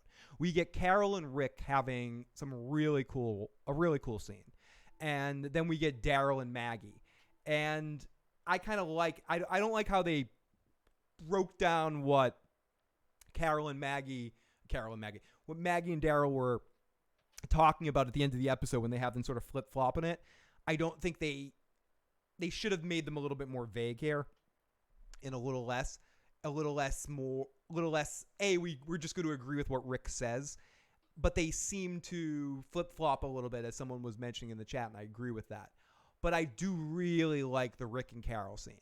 I think they always have good stuff, and I think it brings out some of the better parts of both characters. So let's listen to a little bit of this as we get a little Carol and Rick. It'd be hard, but with all this... should the saviors be a part of this? It's not your choice or mine. They just have to want it like the rest of us. But today, I saw it starting again, and I just wanted to pull that trigger. End it before it begins. Because if we don't find a route, we're going to have to... Phil, you fucking kind of asked Joe what hair conditioner he's using. Joe, what hair conditioner do you use? Whether we want it or not. No, I won't let it come to that. I can't. Oh, Jadis A alpha, B beta. Maybe it's as simple as whether you're an alpha character or a beta character, because that's an interesting. It probably is that simple. I don't use conditioner ever. Joe never uses conditioner. Every day since I put Negan in that cell, I have this moment. Usually right when I wake up, this feeling. We're going quick tonight, so we might have time for some relationship discussion after the show. We might have an after show here. I don't know if Joe's probably not down for the after show, but I think we might have an after show. Joe's not sure if he's making it through the whole regular show yet. Go down there and kill him. No, you're doing you're doing a lot better than I would. if I was sick, I would not be doing this. So I definitely appreciate it. We know we only have Joe limited times on The Walking Dead this season because of work commitments. It's not like something like Game of Thrones where he'll call out of work for all 6 episodes. I would never do that for The Walking Dead. He's not going to do that for The Walking Dead. And Tom says you're full of shit. How is it alpha to just go along with what someone says? Doesn't check out to me, says Atari Dad. The birds are loud. Bernie, I love you, Bernie. Tim says, every day I want to get on The Walking Dead and kill Daryl. Lindsay says, I don't even know how I'm going to review episode 3. This episode was such a clusterfuck. I don't even know where to start. Cynical Lindsay, I had a similar feeling before going on this episode too, thinking about, because there were some sections or some moments I enjoy, but still as a whole, I feel bad because I still think as a whole it was kind of a clusterfuck. And it seems like I can't truly judge this season of The Walking Dead until Rick's gone, because that is a huge elephant in the room of the season. And I don't want Rick gone, but they need to finish this story, and then they're going to probably skip time again, or maybe this is the impetus for something to actually happen this season that I'm going to care about. I think there'll be a second time jump. Yeah, that's what I'm thinking too, that there might be a second time jump after Rick dies. 6 months later again, or the third time jump. Who knows? Anyways, so you guys in the live chat as always. It wasn't that much of a clusterfuck. It was happy-go-lucky montage into murder mystery with the running theme of the Maggie or Rickon. Maggie or Rickon. Rickon or Rickon. Gregory or Negan. Rickon or Dickin, Joe. And it still makes no sense. Like, even Rick wakes up every morning and wants to go kill him. Because he knows he should. There's no reason why this guy should be alive. Hitler gets put down. Mussolini gets strung up in the courtyard, and people get to spit on him and beat his body to and death. Dwarf Burger says it's a good season already. And dead body. And I'm sorry, Bernie, but here we go. Let's listen to this one more time. Rick's dong, Norman Reedus' penis. It's a penis. It's a penis. It's a penis. Rick's dong. Norman Reedus' penis. It's a penis. It's a penis. It's a penis. Thank you, Bernie, for that amazing song. So, Lindsay says there's a rumor there will be a 5 to 7 year time jump coming on. Holy shit. Broke says, I honestly was shocking we have commercials saying watch the last episodes of Rick Grimes. It's like, what the fuck? They pretty much spoil casuals who live under a rock. That's the thing, Broke. They want to make sure no matter what, everyone knows Rick's final 2 episodes. I think if they had any huge mistake in all of this, that's the biggest mistake. I think the best thing you have in whether it's comedy, movies, television, I think is surprise. I think it's people not expecting what's going to happen. Sometimes it doesn't matter, and if something's so good and you know what's going to happen, it doesn't matter if you know it or not, if it's effectively in the program. But I think something like The Walking Dead, one of its advantages is that sense of danger you have, that anything can happen at any time. So I wish they didn't. I wish it's hard to hide that Andrew Lincoln was leaving the show, but I would have rather them be a little more coy with it. And I'm sure they could have figured out a way to not be quite open about, hey, Rick's leaving, because it just to me seems like a cry out for ratings. Like final episodes, Rick's final episodes. Make sure you tune in. Get them while they last. Get them while they last. Yeah, Rick Grimes, 2 more times. That's it. Joe would be one of the runaway saviors. Still Negan. Joe would be Negan. Come on. No, Joe would not be Negan.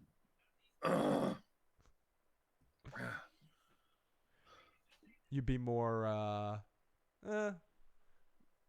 Different show, different topic. We'll work that some other time where we compare people. So let's assume it's a 5 to 6 year time jump. Michonne will have the baby, and Judith will be like 11. Joe will be. I should have been asking Bertie her hair conditioning. Yeah, you should ask Bertie that instead. I'm very opinionated, and I can be very brash, right? So I'd end up being like Daryl, actually. I was thinking more. I was thinking more and Merle. Send me off into the woods. I was thinking you'd be more Merlish. No, because I'm not cruel. No, it's true. You're not cruel. You're nice. But maybe a little Shane-ish at times. A little pushy. Shane, yeah, I'm Shane more Shane-ish. More That's Shane. why Yeah, I'd more end Shane. up being like, get me into away from everybody. Yeah, you would Shane-ish. You would have a little bit more self-understanding than Shane though. You would be like, I got to get the fuck away from people because I'm going crazy, and probably go on your own and say fuck people and run off. But you would be probably a little bit more Shane. I thought Joe was about to just take his teeth out right there. Nicholas, check it back in. There was still mine, man. There was this time. I'm not that dead. I am not turning into a zombie. Not yet. Oh my goodness. A Joe Tatership. Joe is T-Dog. I thought Joe was gonna take his teeth out. Joe would just be Simon. Joe might be Simon too. Phil and I use Pantene. I do use Pantene. It's beautiful. Hair discussion for later. I appreciate Bernie's hair tips, by the way. I thank you, Bernie. I meant to thank you for that. So they talk about the missing savior. Then we get Carol and Rick having this discussion. To keep going, finish them all. Okay, yeah, this is where we get this. This doesn't make sense. Someone please explain to me what the fuck Rick is talking about here as we listen to Rick explain why he keeps Negan alive. In that moment, it's all I want. But then I remember everyone we've lost. Not just to the saviors, but the whole way. And I know I need to honor them. To build life, not take it. Because it's us or the dead. And every life counts now. Every life counts. So why'd you kill 1 million foot soldiers? Why do you... It just doesn't make sense to me exactly. So every life counts. So keeping Negan alive is important, but yet you're keeping Negan in a cell for the rest of his life, so it's not really that important to keep him. He's already dead. He's already essentially dead and useless to the cause if you're saying that you need him alive for the cause. But you don't need him alive for the cause, so you need him alive to show him how you're better than him and constantly feed your ego. So that's ultimately what it's all about. So fuck Rick. Fuck your decision. I hope Maggie and Daryl succeed in killing Negan. Joe, am I wrong in any of that? Like, give me a fucking break. Phil, I can't make sense of this. It's senseless. Phil, stop asking me. Atari Dad asked a question about Luke Cage. Especially because I killed all those people trying to get to him. To answer your question about Luke Cage, Joe and I are going to be doing something for Daredevil Season 3 coming up. We were originally going to watch all 13 episodes in a row. We're probably not going to do that. We're probably going to do something with 6 episodes, and then the final episode, do a in-person podcast. Yes, it will. Cynical. That's what makes me a super fan, because I am holding out hope that it will survive without Rick. I want this show to be good again. All the shit that I talk, all the fucking problems I find with it. The war is over. So I don't think it'll be dead when Rick's gone. I think that's just cleaning up a fucking mess they should have dealt with a long time ago. So you think Rick should have been gone a long time ago, or you think... No, it's just cleaning up cleaning up the mess. It's starting from scratch. It's having to just destroy the house. Yeah, you have to do a complete reboot of the house, essentially. And they're rebooting the show to try to be something different here. And by next season, if Walking Dead still is on next season, which it probably will be at least for one more season after this, it will be a completely different kind of show. It will feel different, and will be all characters you don't recognize minus Daryl and Carol. Well, they'll be like the only two characters that I don't see... Yeah, but I could see Carol going this season too. I think I could see Daryl being the only one left from our original crew eventually. And Negan. Carol's not going anywhere. This is her first fucking job, like real acting job. She was like a teacher and shit before this, something like that. And an acting teacher, but so this is like this may or may not be it for her after this. Like she'll get more jobs, but this she'll, same with Daryl. Like that, neither one of them wants to go anywhere. It's a job. It's paying the bills. And we go to our next scene with Maggie and Daryl, and we talked about this a little bit. Just playing nice for Rick. I'm not sure. Yeah, me neither. Part of me wishes I could see things his way. Look forward and not back. Every time I look at Herschel, I think about how things could have been. And I can't let that go. Joe, would you watch... Oh, speaking of this scene with Maggie and Daryl, would you watch The Walking Dead with Daryl as the lead? I dig Daryl. He's always been one of my favorite characters. Okay. I don't have to. I haven't. They turned him into a little what bit Rick's of a doing is brooding right for the future. But It's better for Herschel. So we get, ultimately in this scene, we get Maggie and Daryl, or Maggie agreeing that she agrees with what Rick's trying to do here, and it's better for Herschel in the long run. And it's cool. It's good to see, and I noted in my notes here, it's good to see Daryl and Maggie somewhat be sensible here. But ultimately, it doesn't last for long. And I agree with where their perspective goes to a certain extent, and it's an interesting thing to debate. So we go over to Ann in the junkyard to bring Freddy back alive with some dog piss. And she walks around looking for something some shit, and she opens up a box, and she's got a little walkie-talkie, and she calls out for the copter, and we hear this. It's Jada's.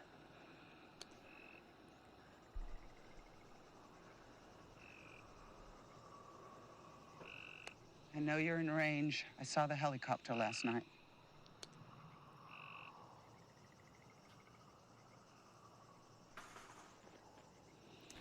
And she hears someone coming in or hears something coming. She doesn't think twice. Okay, let's see. A or a B? Is it you? Did you take them? No pickups, but the deal still stands. Will you have an A or a B? Neither. It's just me. I paid my share. You've been compensated. What will it take?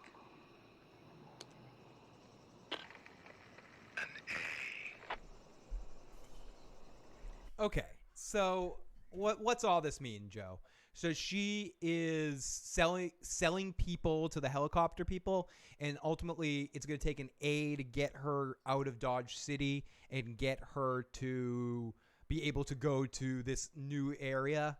So that will be her in to get an A. So she's given them a bunch of B's before. So what's an A and a B? Let's think about this for a second. What's the A and the B? We had someone suggest that it's an alpha personality or beta personalities. I don't know if that makes perfect sense, but that's an interesting thought. Adult or child.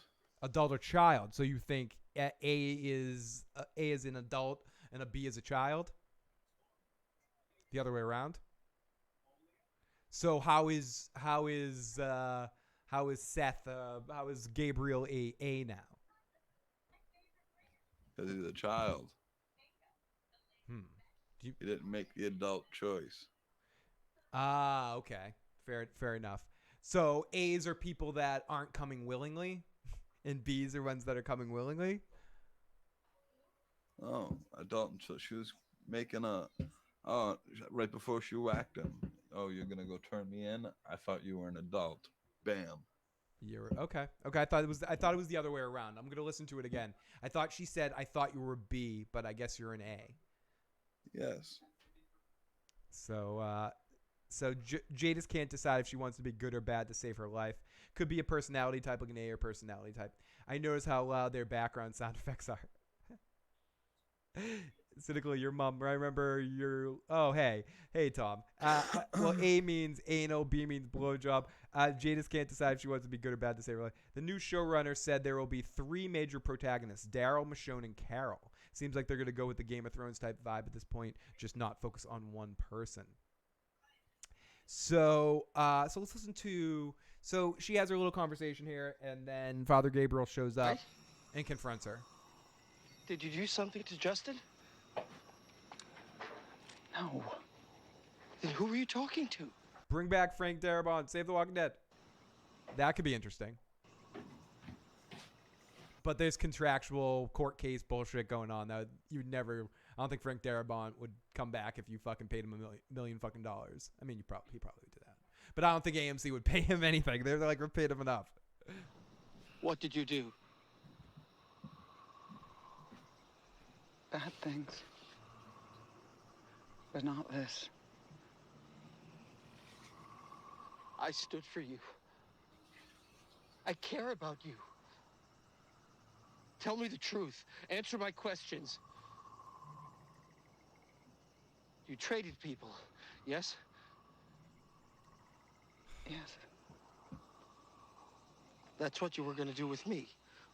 With Rick. Yes. Why? For supplies.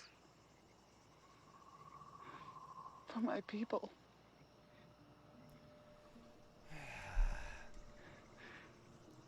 It didn't start that way. I appreciate the information dump for us. It just ended up there. But he already knows enough that he needs to get the hell out of there. I tried. You saw I tried. At Alexandria, but the first thing that goes wrong and they suspect me. Rick suspects me. And when those saviors came at me, everyone stood by. Except for you. Gabriel. Leave with me. What? And where? There's another place. We're here. It's far from here, but if we go together, we can get there. It can be different for us. Yeah, for her people, they're all dead. Yeah, and that's a... fucking Jadis.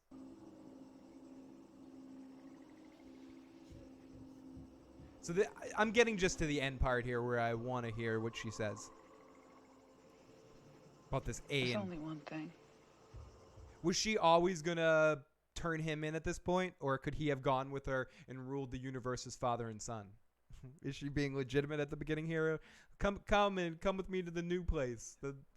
I think so. I think she's giving him an out here. You can't tell anyone. But if you can trust me and help me with one small part of the deal, we can have a life like you can't imagine. Small part of the deal? What's the one small part of the deal? Help me kidnap somebody? Okay, so right here at this point, what do you say to the crazy person or whatever, the person saying this to you in the middle of a junkyard when you don't have a weapon out, where it could or not be dangerous, where you overheard her talking about kidnapping people? Now, you overheard her talking what you've basically confronted her about. She's admitted to you they're kidnapping people. She's offered you to come with her, and she says, you're going to come with me or not? You just have to keep a secret and do one thing for me. What is the smart thing to say in this fucking moment? The smart thing to say is, of course, I'm with you. I don't like this, but we have a connection. I'm with you. You know, you can't go all the way with it, but you ultimately act somewhat positive. You try to play it off there. Instead, he goes, whatever this is, I can't do it. I have to tell Rick. You can't choose me instead?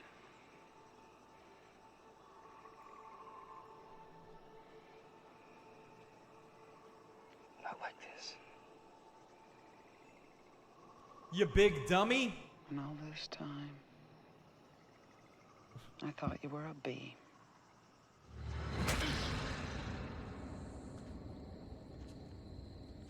And then she knocks him out and gives him brain damage if he's actually knocked out.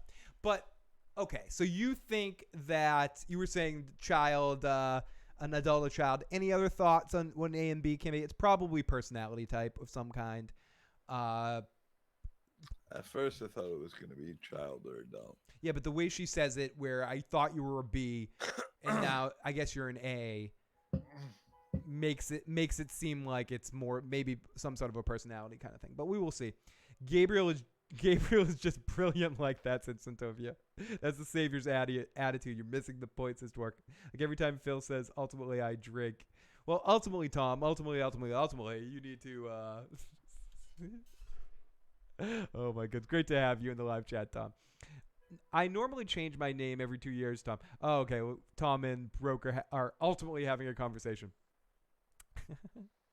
Okay, so then we get back to Anime Jadis. Okay, so then our next scene is Rick and Kara walking through the woods as we hear the faint sounds of zombies. We see Kara walking through as she gets her weapon out, and we see a Savior's being a fake walker and to lure her in there, tricking Carol. And they're suddenly in a RoboCop-like situation with Carol being held at knife point to the Savior while Rick tries to talk him out of it. And we get into this life. Life means a lot. And life is life. Ain't that right, boss lady? You killed the others, huh? Is that what you think? Shit, man, you got no damn clue. We're not killing anybody unless we have to. This is about the guns. Seeing as how we're being hunted and all, maybe it won't come as a big bombshell that we're vamoosing out of your little pet project. We don't need a babysitter. We just need a little protection for our trip home. It doesn't have to be this way. Hey, Ronnie, welcome to the live chat. Time is up. Toss DJ your gun. We'll let you walk, and we'll be on our merry way. So at this point in time, you kind of see Carol pick up a knife out of her pocket. And I like when they occasionally can let Carol be Carol.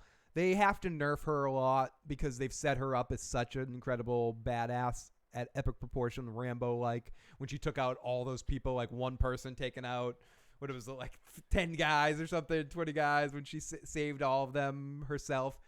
So they've set up that Carol is the toughest individual out there, but she knows how to play her role really well. I'm not always a fan of all they choose to do with her character, but I think ultimately, there I go. I think if I look at the series as a whole, she's probably beginning to end my favorite character. I like her arc. I like the way she came from the beginning to the end. I like the look at the flowers, and I think she peaked at a certain point in time, and they haven't quite figured out what to do with her in this back half of the series in these 2 seasons because she's too powerful. So they have to find ways to have her have these moral quandaries with Morgan. But to put it all together, she is still, I think, one of the most developed characters that they have on the show. We've seen her go through the most change, go through the most ups and downs of some characters that we have. Whereas someone like Daryl or Rick's had a lot of motion in his character as well, but he's Rick Grimes, and you ultimately know it's Rick Grimes. I mean, he's had his talking to Lori hallucination time, his farmer Rick phases, but for the most part, Rick Grimes was Rick Grimes. And Daryl as well has been pretty steady as a character. But Carol is always somewhat changing, and I think it's I appreciate Carol a lot here and there, and I think I liked her scenes in this episode, and I like her in this moment getting ready to kill this guy and looking at Rick like, don't worry, just giving the nonverbal communication in this scene was great between Rick and Carol, where Rick is never worried. He was like never worried, and then he's begging for this guy's life. He's like, listen, dude, you don't realize who you're grabbing right now. You're so dead so soon. And Carol, of course, stabs this dude, and I generally enjoyed this scene, Joe. This was one of my favorite scenes of the episode. Veronica, can you quit stealing my friends? I can't wait till they bring Shane's ghost back. We might see Shane in the next 2 episodes. I would definitely hope. Is there some Riverdale talk going on in the live chat right now? I don't want to get into that. So our final scene of the episode is, and I could play a little audio of that, but we'll wrap things up here as Rick and Carol in the woods have some fun. Over and over, I heard you yapping about how every life counts, and man, I gotta tell you, I'm right there with you. But if you don't give up that gun, her life ain't gonna count for shit for too much longer. You do this, there's no going back. Everything we're doing, it ends. Ended with Justin. No, I hear you, Tim. Tim says, I'm really kind of done with Carol. She's just too OP. And that's the problem. It's the Peter Petrelli thing. You make Peter Petrelli too powerful, and I know Heroes, I mention Heroes way too much, way more than I should. It should be a forgotten about show sometimes. But it isn't for me. And I still think that first season is some really good television. And they made, ultimately on the show, Peter Petrelli too powerful.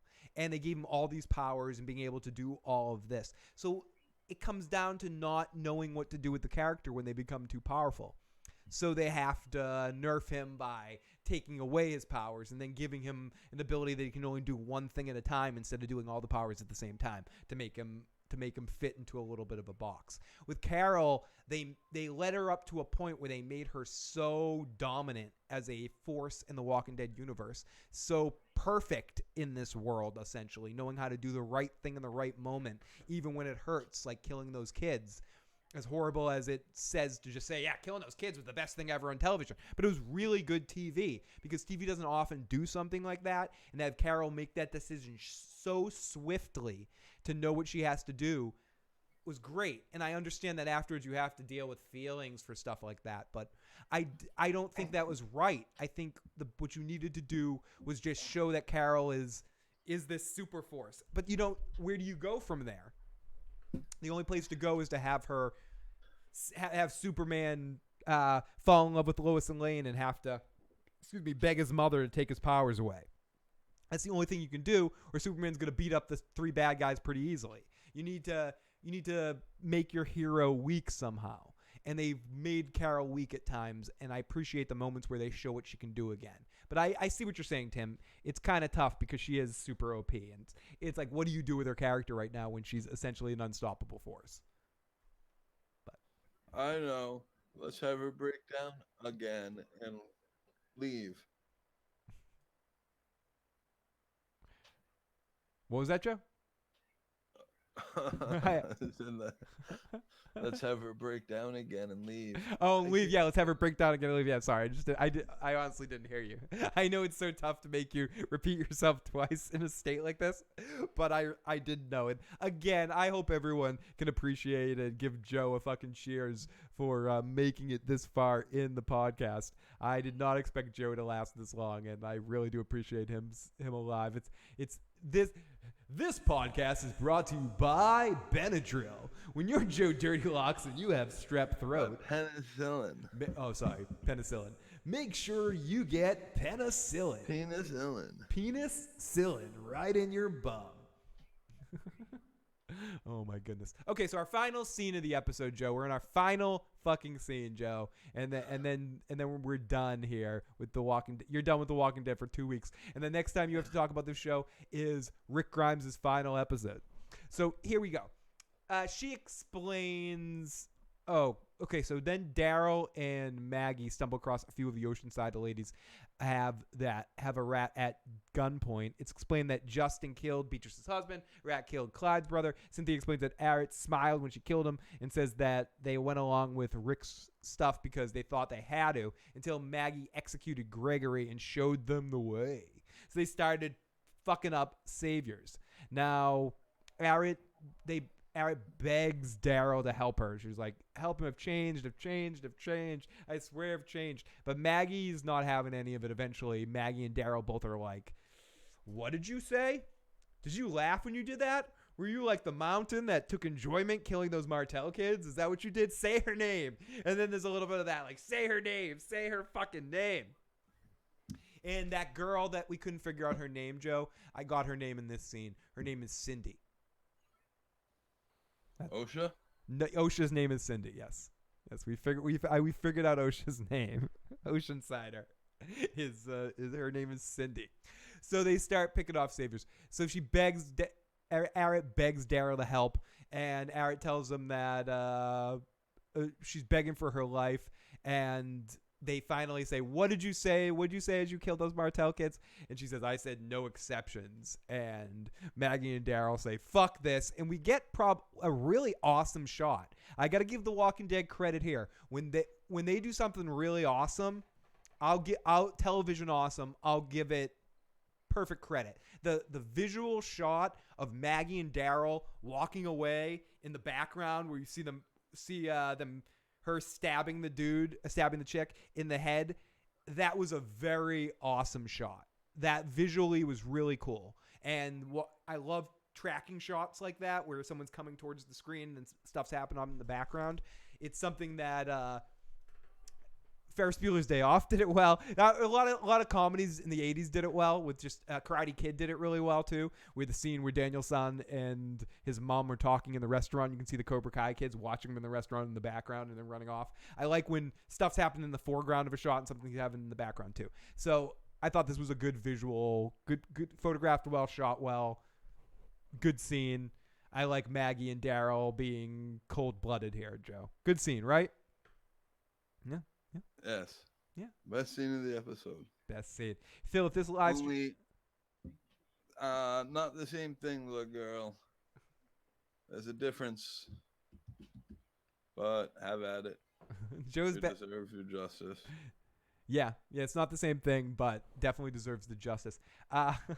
Tom says, Joe says, this is how I know Joe is my friend because he's doing this episode. Joe sounds like me at 7 a.m. I should take cues from Joe and start eating a sandwich before watching The Walking Dead, says Lindsay. Gallagher says penicillin. There's a manga series called JoJo's Bizarre Adventures. In one story arc, the main character was a guy with the ability to summon a mold that could eat people's flesh. Ooh. Atari said the author had to write himself out of the story just to leave. Joe, you got a hot wife. Why do you let Phil put you through this shit? Phil, oh my God, tense. Sorry, I'm cutting it in conversation. JoJo is bizarre, says. JoJo Bizarre is awesome, says Broke. And let's scroll down a little bit. Karate Kid did nothing right. Karate Kid sucked, says Tim Gersh. And I'm not going to get into my Cobra Kai love right here. So then we go into the end of the episode as all the saviors leave right in front of Rick and Maggie, and Maggie and Daryl decide that they did the right thing and they gave Rick's chance away. But fuck that. Yeah, we're doing things our own way. Cindy said I showed her the way. She did the same thing for me.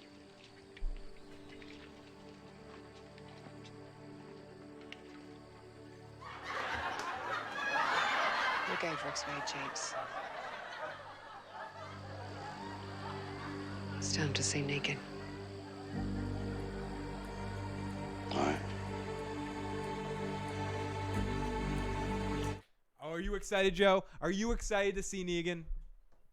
No, it's been a year. Are you ready to see Negan? Do you miss Negan at all? Let's get. No. You don't miss Negan even a little bit. You don't miss. The only thing I miss about Negan is not getting to see him die. Will we get to see Negan die on the show at some point? Will Maggie? I'm hoping that this is just a big. Could we be wrong? Could we be wrong in about Jeffrey D. Morgan about Negan ultimately becoming the star of the show? Yes. And could Maggie actually kill Negan in this next episode? Yes. Could it happen, Joe? Yes. Oh, would you be happy? Would The Walking Dead make you happy if they killed Negan in the next episode? In the next two. Yeah, if Rick's last episode was also Negan's last episode, would The Walking Dead get some points from you? No. I want Rick to live longer than Negan. At least a minute longer than Negan. Like, they better not kill each other. That's all I know. Fuck Rick. We're our own bosses, Phil. The music. It needed to happen. Joe, you're not going to be with us for 2 weeks. Do you think that I guess this is my final question for you, and then I will let you go. Do you think that whatever happens to Rick is going to happen in the next episode, and then we get an episode of him dying? Because I tend to think that Rick. I just want to talk a little bit more about how Rick Grimes gets off this show. Okay, first question: do you think Rick dies or doesn't die?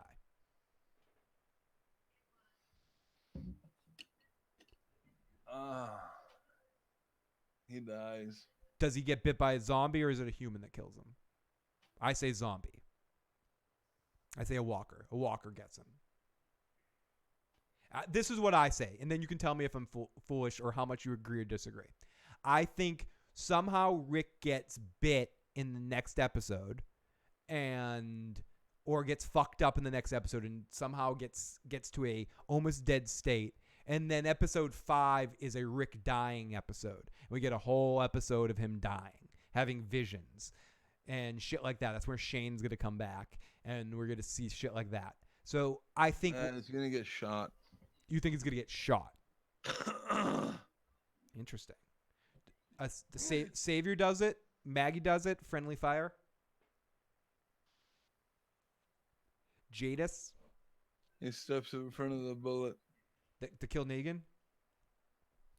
And his last words are, Carl would want it this way. So, okay. This is Joe Dirtylockz. Joe very rarely makes predictions for things. So, Joe's prediction here for the Rick death is that he steps in front of a bullet meant for Negan. Do you know what, Joe? You could be right. You could be right. That's kind of genius. I'm going with the Walker bite, and then we get an episode of Rick dreaming and having emotional connection of having thoughts of his back. I think either way we get that either way I think whatever happens to Rick is going to happen next week. I don't know. I tend to think it's or maybe it won't. Maybe it'll happen in episode 5. I thought it was 6 episodes, by the way.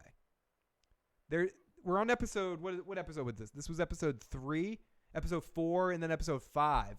They say 2 more episodes with Rick Grimes. I thought it was 6 episodes. I guess it's 5.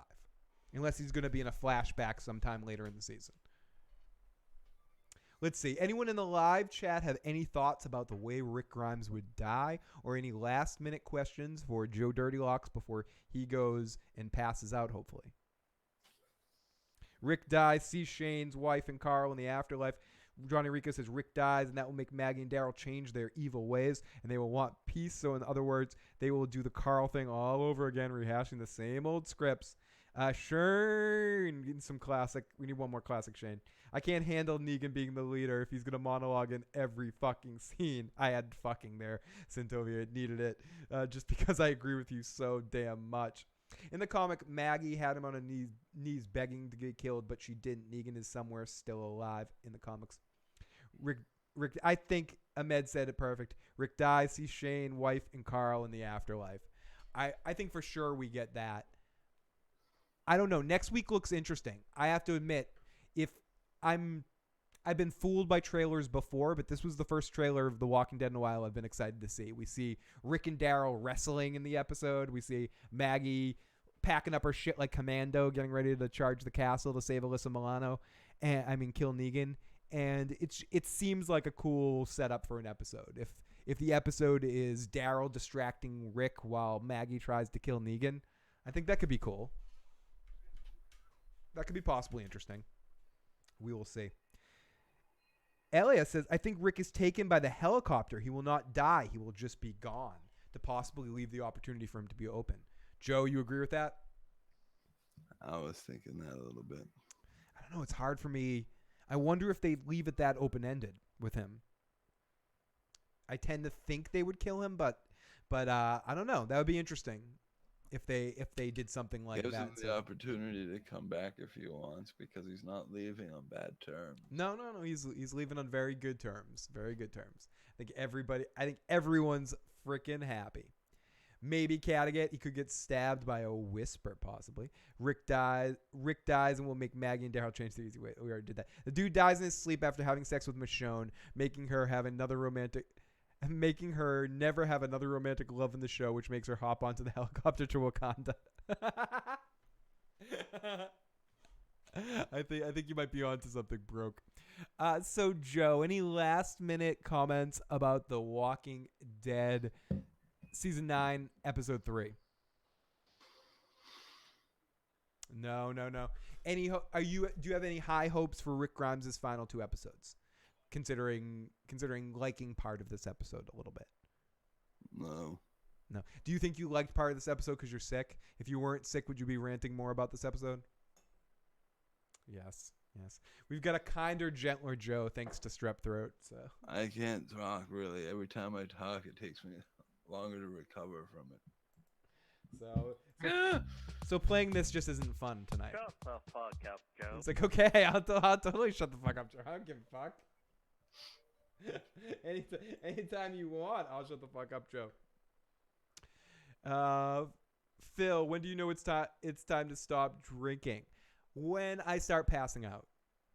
Am I a happy drunk or am I a mean drunk? Joe, am I a happy drunk or am I a mean drunk? I'm a happy drunk, right? Yeah, I'm a happy drunk. Happy drunk. I can occasionally. We have mean drunk friends. We do have mean drunk friends, and I'm definitely not a mean drunk. I have days or moods. If you drink when you're in a mean mood, it can enhance it. But I think in general, if I had to define myself as a drunk, I'm a happy drunk. Joe's a happy drunk too. We do have some very good friends, not just one that we always talk about. We have a few friends that are really angry drunks. So fucked up drunks. Fucked up drunks, yeah. Fucked up. I don't know if I call them angry so much as like destructive. Right, destructive drunks. But we do also have some angry. I know some angry drunks too. In our past, we've been friends with some angry drunks. Cad says, "Ooch, strep throat, Joe. Sorry. Hope you get better soon." Everyone, Phil is just an asshole drunk. I would agree with that. My assholeness comes out more when I'm drunk. It's true. Oh. You don't think so? You think I'm more of a sober asshole? No, I agree with that, Joe. I think I tend to become nicer in general when I drink. I'm just an overall better person when I drink. I'm better to be around. So everybody, let's bid farewell to Joe Dirtylockz. Everybody, if you haven't already and you enjoyed this video about The Walking Dead, please hit the like button, please hit the subscribe button. Share the channel with a friend. Give Joe some love. Thank you to our Super Chat donators. You guys have been awesome tonight. Why isn't everyone in The Walking Dead having crazy sex? They were last week. Last week was a sexy episode. Oh, yes. Joe, don't blame the sickness. You just love The Walking Dead. Admit it. I do love The Walking Dead. It's great. Please, everyone, take your screenshots so you can put Joe in. I wish Joe had a green screen right now so you could put Joe in a lot of different positions. Cheers to all you guys. Feel better, Joe. Everyone in the live chat. You guys are awesome. I will try to be back later this week for something. Joe and I will be doing. Oh, I forgot to mention before. Let me cut this music for a second. Cut this music. Announcement time. Announcement time. After show announcement time. Joe, feel free to leave if you want at any point in time. But Joe and I are going to be doing some. Joe is saying goodbye. I'm saying goodbye. Joe is saying goodbye to everybody. Joe and I are going to be doing a Daredevil thing when Joe is feeling a little bit better. What we're going to be doing is on 2 separate occasions, we're going to be watching 6 episodes at a time. And after each episode, we're going to come on and do a very quick reaction to the episode. So we're going to watch an episode, come out here for a 15 to 20 minute podcast talking about that specific episode. Then we're going to go back and watch it. We're going to do 6 of those one day, 6 of those another day, and then one final one after the last episode. Because I think there's 13 episodes. It may take us a little while to figure out the logistics of this, but it is going to happen, and hopefully a lot of it will be dependent on Joe feeling better and seeing where Joe is health-wise. Oh, shit. Whoa, there's 2 of me? Fuck. Whoa. One looks like I've been smashed by some tomatoes. Well, hey, weird random co-host guy. Let me get this. Oh, there he is. I feel better now.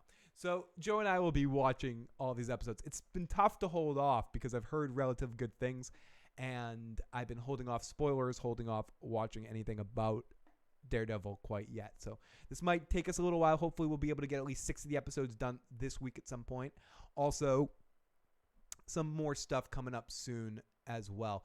There'll be a Deep Space Nine documentary coming out soon. My cousin Gotti and I will be reviewing that. We're going to try to get a hold of it somehow this week, but we'll see how that works out. This week's another fucked up week. Between this and next month is really messed up time-wise with going through a move, changing some jobs. I just started a couple of other side jobs, and I have to figure out how that all is going to work.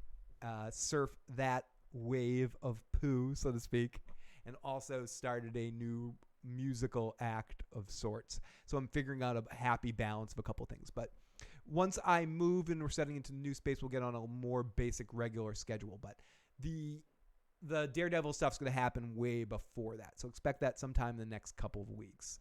Hopefully this week, one 6-hour block this week and one 6-hour block next week. I don't want to get Joe until he's feeling better. I don't want to make sick Joe do that. It's not that kind of party. So let me, where is it? Let me, Joe and Phil. There we go. I'm back. Let's jump in there. 15, 20-minute podcast is a lie. Broke, you may think that, but we're going to set a fucking alarm.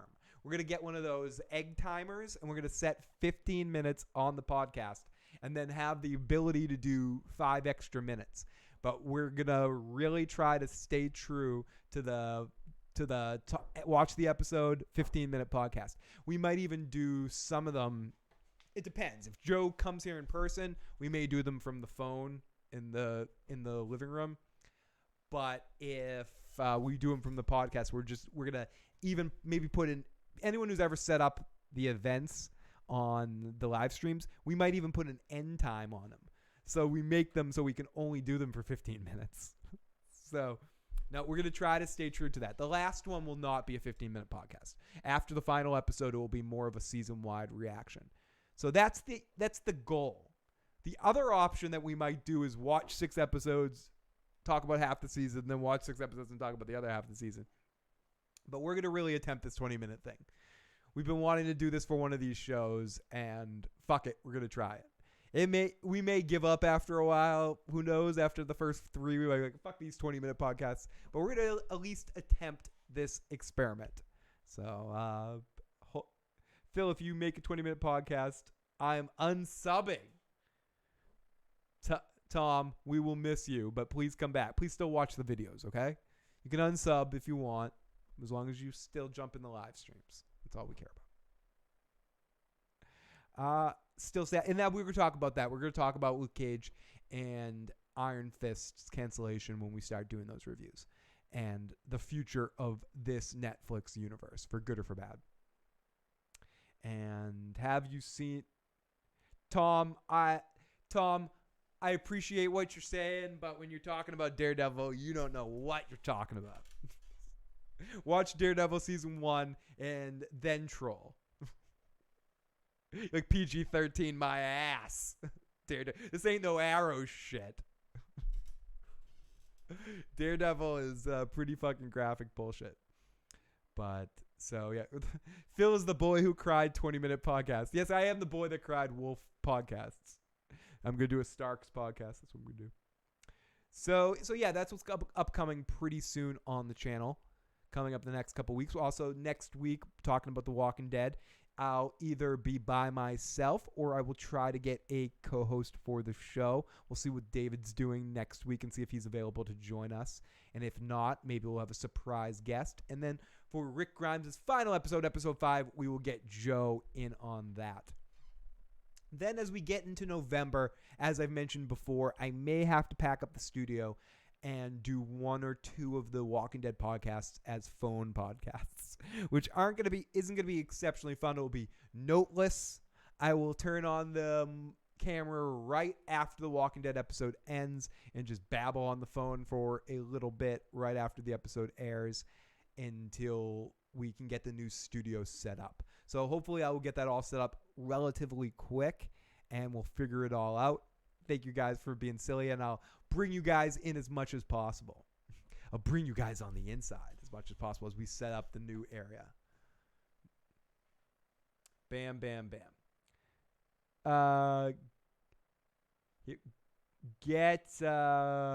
Get Nick on the show, motherfucker. He loves The Walking Dead. Talking about Nick Diaz? I'd love to have Nick Diaz back on talking about The Walking Dead again. Don't tease, Phil. Oh, I'll tease. I'm a teasy all by myself. Get Nick. He's a hot chick guy. Phil, bring I do want to bring Carmine on at some point in time. I don't want to bring Carmine on to talk about The Walking Dead if I don't have to, because I don't want to torture him like that. Carmine's invited on anytime he wants to come on, but I'd rather get him on when we start talking about Game of Thrones again. If I force him to come here and talk about The Walking Dead, he'll be like, I hate you forever. I don't want to fucking do that. If I make him watch a Walking Dead episode all the way through. But Carmine and I might do a Star Trek thing. I saw him post something recently about wanting to talk some Star Trek at some point. So that might be cool to talk to him about some Trek. And Carmine will definitely be on the channel again once Game of Thrones shit starts poking about again. So you guys are awesome, and I will be back next week with hopefully the Walking David, and if not, we will find a secondary co-host and pop it in, and also hopefully try to bring Tony back on for another Walking Dead review this season as well. Bring everyone we had last season back for this single reviews. It's just tough making someone that doesn't often watch The Walking Dead watch The Walking Dead. I'm like, oh, yeah, I know you don't watch this show, but watch it. It used to be that you could enjoy a single off episode, but now it's tough to bring people that aren't kind of forcibly watching it to watch it. Phil, you're tired of answering my questions, but chick that's put out in the first date, how can I treat him? Tom, I can't understand what you're trying to ask, but ask your question again, motherfucker, and not answer. I'll give some end of the show relationship advice. And let's see. Honestly, if anyone wants me to have anyone on the show to talk about The Walking Dead as a possible co-host on Joe Not Around weeks, Cynthia, I saw you post that. I'd love to have you at some point in time too. That'd be great. I know The Walking David's been wanting to get on one of the last Rick Grimes episodes, so I'm going to give him first shot for the next episode, but Joe can only join me every other week, so I would love to have some guests and some multiple guests come on as well too. So Cynthia, we can definitely talk about that in the future and figure out a time to have you come on the show. So that'd be great. But I definitely, as time goes on, every other week, if anyone has any suggestions for people that they want on, definitely let me know. Let them know too, and tell them to get in touch with me. I would love to have any guest hosts that are watching the show that would like to babble about it in any fashion. Joe, even when Joe's on, we love to have people pop on in that have different opinions than us or the same opinion as us, that love the show and can kind of argue with us and be like, "The show's awesome. Stop being a dickhead." You know, we're fine people calling us dickheads. So we'll definitely happily accept some new faces in here to talk about The Walking Dead and get some new perspectives, new takes, or the same takes, and get into our fucking that aren't feeling the show either. So this season we're going to try to keep up what we were doing last season with when Joe's not here and off weeks having guest hosts, even though I don't like to not have at least one podcast a week where I'm just babbling myself. Otherwise, that's not fair.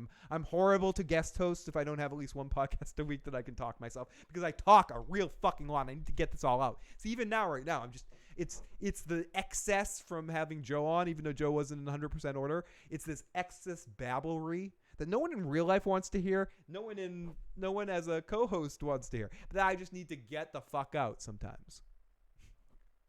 So I appreciate a lone podcast, but not about The Walking Dead. The Walking Dead's always a show I'd rather talk about with other people. Plain and simple. There's some shows I don't mind talking about by myself, and it's kind of fun. But Walking Dead is a group activity, especially shitting on it. It's fun. Perfect. I'm sorry, and I promise if you're on the air, I won't call you Cynthia, because I think I just called you Cynthia again. Cynthia Lindsay is what I keep calling you. And make sure if you haven't, you check out Cynical Lindsay's channel and check out some of her stuff, her reactions and discussions about The Walking Dead too. Didn't you say you have to go, Phil? I need to go at some point. What time is it? It's 12. Yeah, it's still early. We've just hit the 2-hour point. No, I do need to go at some point. I was wrapping things up, but Tom had some relationship advice he needed to. So if anyone's here just to listen to me talk about The Walking Dead, I'm sorry. The Walking Dead review is over. If you want to hear what we thought about The Walking Dead, you can rewind this. Please be kind and rewind. And check out Joe Dirtylockz playing sick tonight. Very sick. I am a little drunky. I'm a drunky poo. 2 beers and I'm done. Dun dun dun dun dun dun dun dun. Woo, motherfucker. I know. I totally called you Cynthia. It's just stuck in my brain. The name Cynthia for some reason. Every time I see the letter CY at the beginning of a name, my mind autocorrects to Cynthia.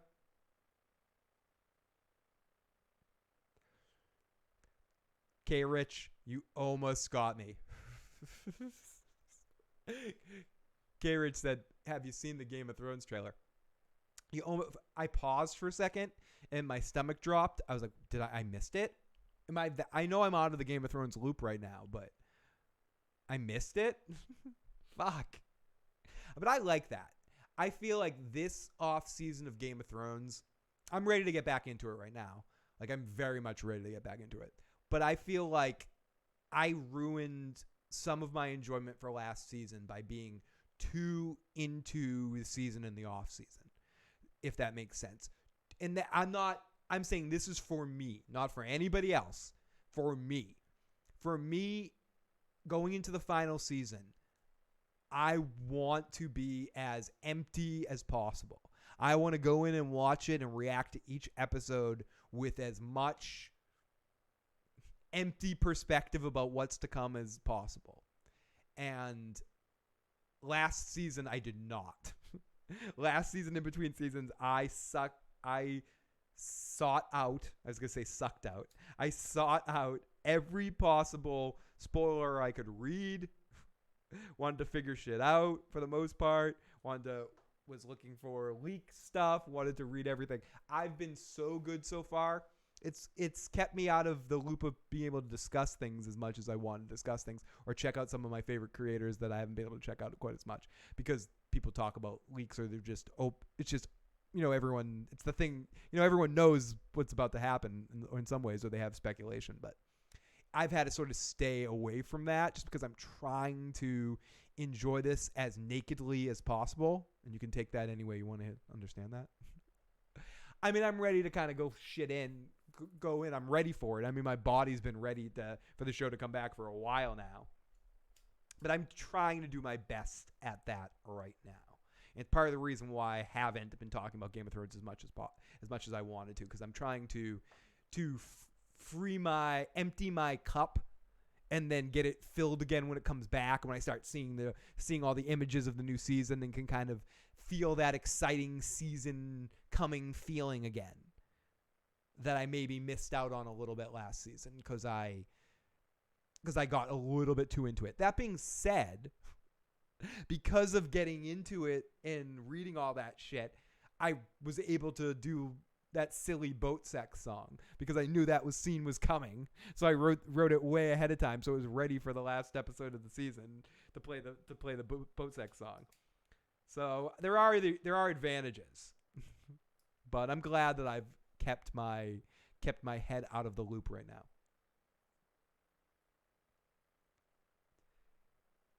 Phil, what's my favorite Friday the 13th movie? My favorite Friday the 13th movie would probably be Friday the 13th Part 4. I think it's one of the more gory ones when it comes down to it. I also like, what is it? The one where he fights the girl that has kinetic powers, where he fights Jean Grey. I like that one too. My least favorite one is Jason Takes Manhattan. I fucking hate that movie. I've been much more of a Nightmare on Elm Street fan than a Friday the 13th fan when it comes down to it. That's my slasher movie series of choice, would be the Nightmare on Elm Street series. It's not the Manhattan one because there's only like 2 minutes in Manhattan. So it should be Jason Takes a Boat. Like, so much of that movie doesn't make sense. Crystal Lake's attached to an ocean.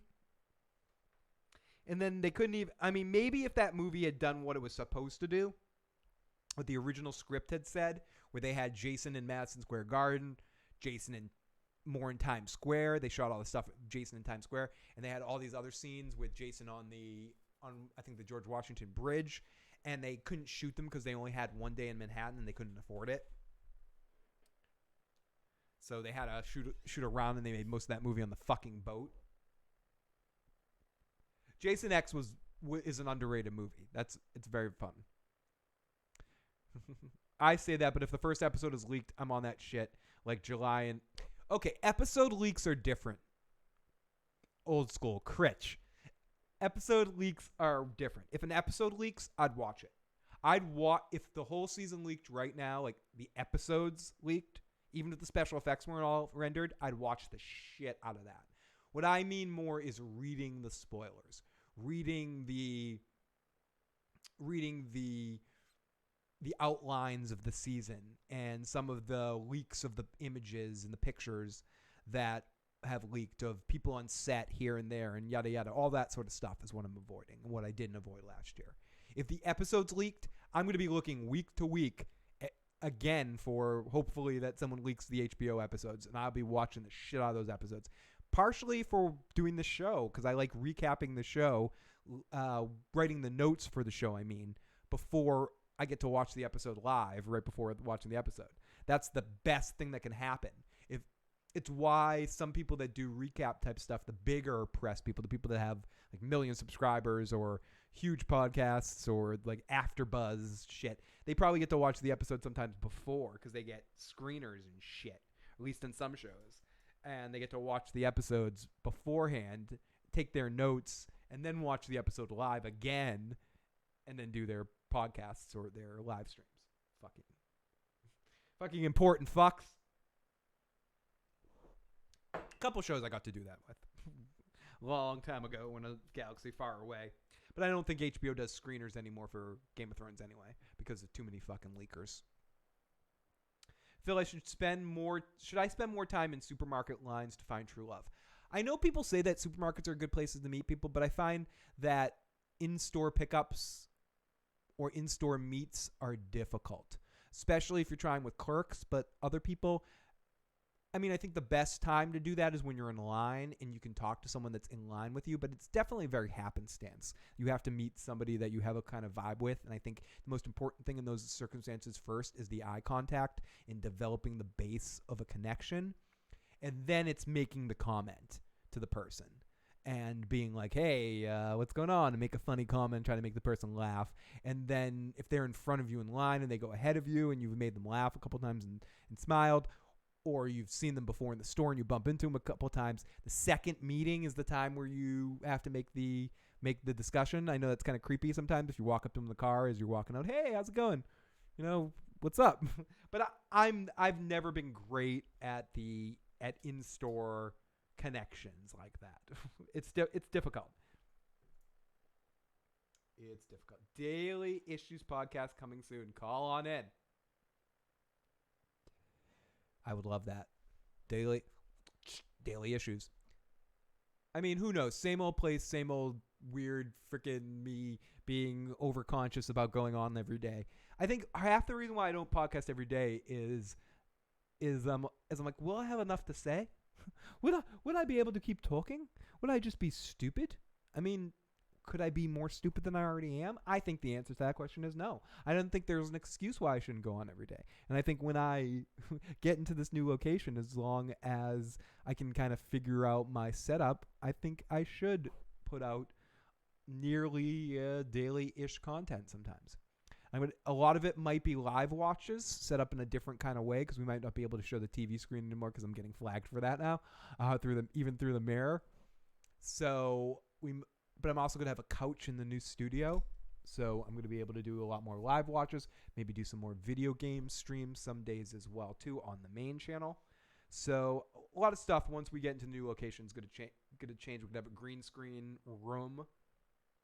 So I'm going to make a few more green screen type videos and silly stuff and some silly songs because we're going to have a music studio set up down there as well. So we're going to have a cool new setup in the new area and hopefully open things up.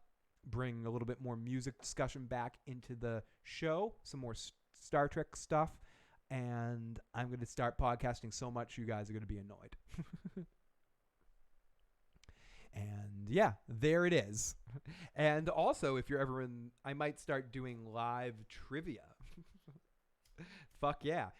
In some bars local. So if you're ever in the Massachusetts area, I can tell you guys when I'll be doing live trivia, at least temporarily. Yes, everyone sit on Uncle Phil's ketchup couch. Here we are. I definitely agree with that, Tom. More Steph, more views. Phil, can we just go ahead and do an Oz podcast? I already did an Oz podcast, believe it or not. It exists somewhere in the channel. But I could do more Oz podcasts. I think I should go back and do episodes. That's really what I need to do. I wish I could meet a chick walking my dog like Total Fate. I think, honestly, Tom, the best way to meet somebody is Total Fate. I mean, that's the most natural way of doing it. It's getting that lightning bolt eye contact thing. That's what I think. Sit on Uncle Phil's ketchup couch. Dooba-dooba-dooba-dooba-dooba-doo. So, Broke wanted me to do a Riverdale discussion here.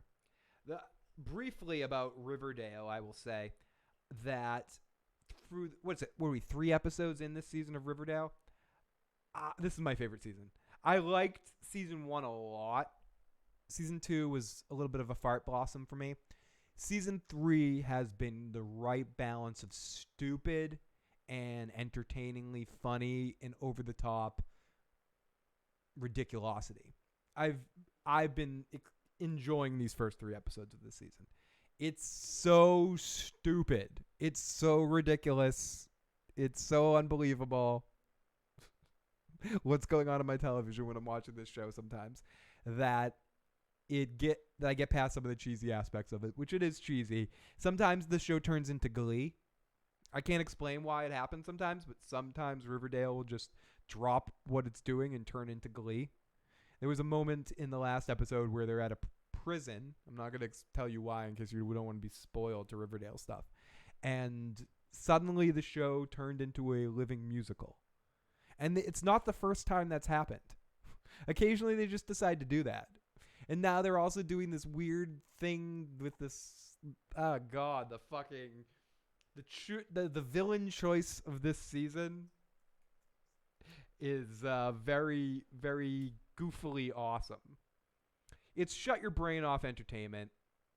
There's nothing tremendously good about it, but it's CW being fully CW in every possible way. If you like shows like Gossip Girl and The OC, you're gonna like this show.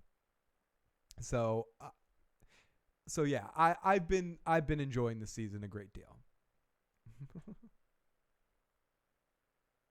Would kick all your dicks in trivia, says Amanda Kane. I would love to see that in slow motion over and over again. We've done trivia on the channel before, but more live in person here trivia. I've definitely thought about it. There's so many great channels that have done trivia type competitions. I've thought about how we can do something cool with the audience here with trivia, but it'd be fun. Especially once I start doing some live trivia in some bars, some bar trivia, dude. It will, maybe I'll try to take some of those questions and ask them to you guys, the audience, if that's all right, and start experimenting with some trivia stuff here. But it should just be fun. I'm just looking for excuses to go in front of live audiences and babble. Really, when it comes down to it, that's what I want to do. I want to go to bars and talk to drunk people. And then I also got a part-time day job as well. That's sort of an on-call position. So I won't be working every day, but on-call in some mornings. So I will still have some mornings and afternoons to try to pick up some other shows. And then I have a third job. So right now I will be currently balancing 3 jobs and the podcast right now. Hopefully I will, find a bag of a lot of money so I can stop doing the other 3 jobs and just do the podcast. But we'll try to surf this fucking shitty wave with the 3 jobs and balance it out. It's going to be fun. It's going to be a fun little stretch here in this, once we move in the new studio and then surfing that duty wave. Got a lot of cool podcasts coming up. Data versus Lore Star Trek one, as I mentioned, that I keep having to do. A Deep Space Nine documentary podcast. We're going to talk about that. Going to do another Sopranos podcast eventually before Matt moves. Also, a Child's Play podcast, Planes, Trains, and Automobiles. And the Daredevil stuff coming up. Thoughts on Jason Lee's filmography? I thought he was very good in Mallrats and Chasing Amy. I think Chasing Amy especially, he's exceptionally awesome in. I like him in Vanilla Sky to a certain extent. I think that movie's a little underrated. Can't be everyone's cup of tea, but I generally like this movie, Vanilla Sky. But I don't think much of Jason Lee as an actor. I didn't necessarily love him in Almost Famous, but he was all right. I'm sure was a good skateboarder. Yeah. What about My Name is Earl? I've never really watched all of My Name is Earl. It's something that's on my list to watch. For shows by Garcia, I forget his first name. Is it Greg Garcia? It's I've watched Raising Hope, and I definitely would want to do a podcast on Raising Hope at some point in time. Ian Throne in the live motherfucking chat right now. Great to see you. New productivity video series, Multitasking with Phil. I'm going to try to multitask a little bit. How about this Fast and Furious Chasing Amy? I would watch that series. Iron Throne. I have not seen Red State yet. It's one of the Kevin Smith movies I have not seen. I haven't seen Red State. I haven't seen Cop Out. Yeah, no ma. Ian. You from Boston? Talking about No Ma Garcia Pera? Fucking dude. You know some fucking No Ma, dude? I know some fucking No Ma. I need to see Flash Season 4, Episode 2. Totally forgot about it, but Episode 1 was good. Episode 2 is decent. It sticks on with the same Flash thing. I'm not super feeling Flash this season, but I will say, for the first time in a long time, I will say that I enjoyed the first episode of... I enjoyed an episode of Arrow, which is really rare. I enjoyed the first episode back of Arrow. At least the Oliver part. Am I the only one that think that Chasing Amy has aged horribly? I haven't watched it in a long time. I used to... My thing with Chasing Amy was that when I first saw Clerks, I became a huge Kevin Smith fan. And I haven't necessarily loved every single one of his movies, but when Clerks first came out, I was not obsessed with it, but I really was into the movie. I liked it a lot. And I bought this book that had the script of Clerks. And I ended up getting the script right around the time Mallrats came out. At the time Mallrats came out, I didn't love it. I like it a lot better now as time goes on, but when it first came out, I wasn't a huge fan of it for whatever reason. I just didn't think it was as good as Clerks. I was a little bit of a snobby-ish about it. And then Chasing Amy came out. Then I got this book that had the Clerks script. I remember buying it at like a Newberry Comics or some shit like that. And it had the Clerks script in it, but it also had Chasing Amy as a continuation, like in the same universe kind of thing with Jay and Silent Bob and all that stuff. And I know they're in Mallrats as well, but it's and I read the script and I really love the script. The movie is good, but I definitely dug the script even more than the movie.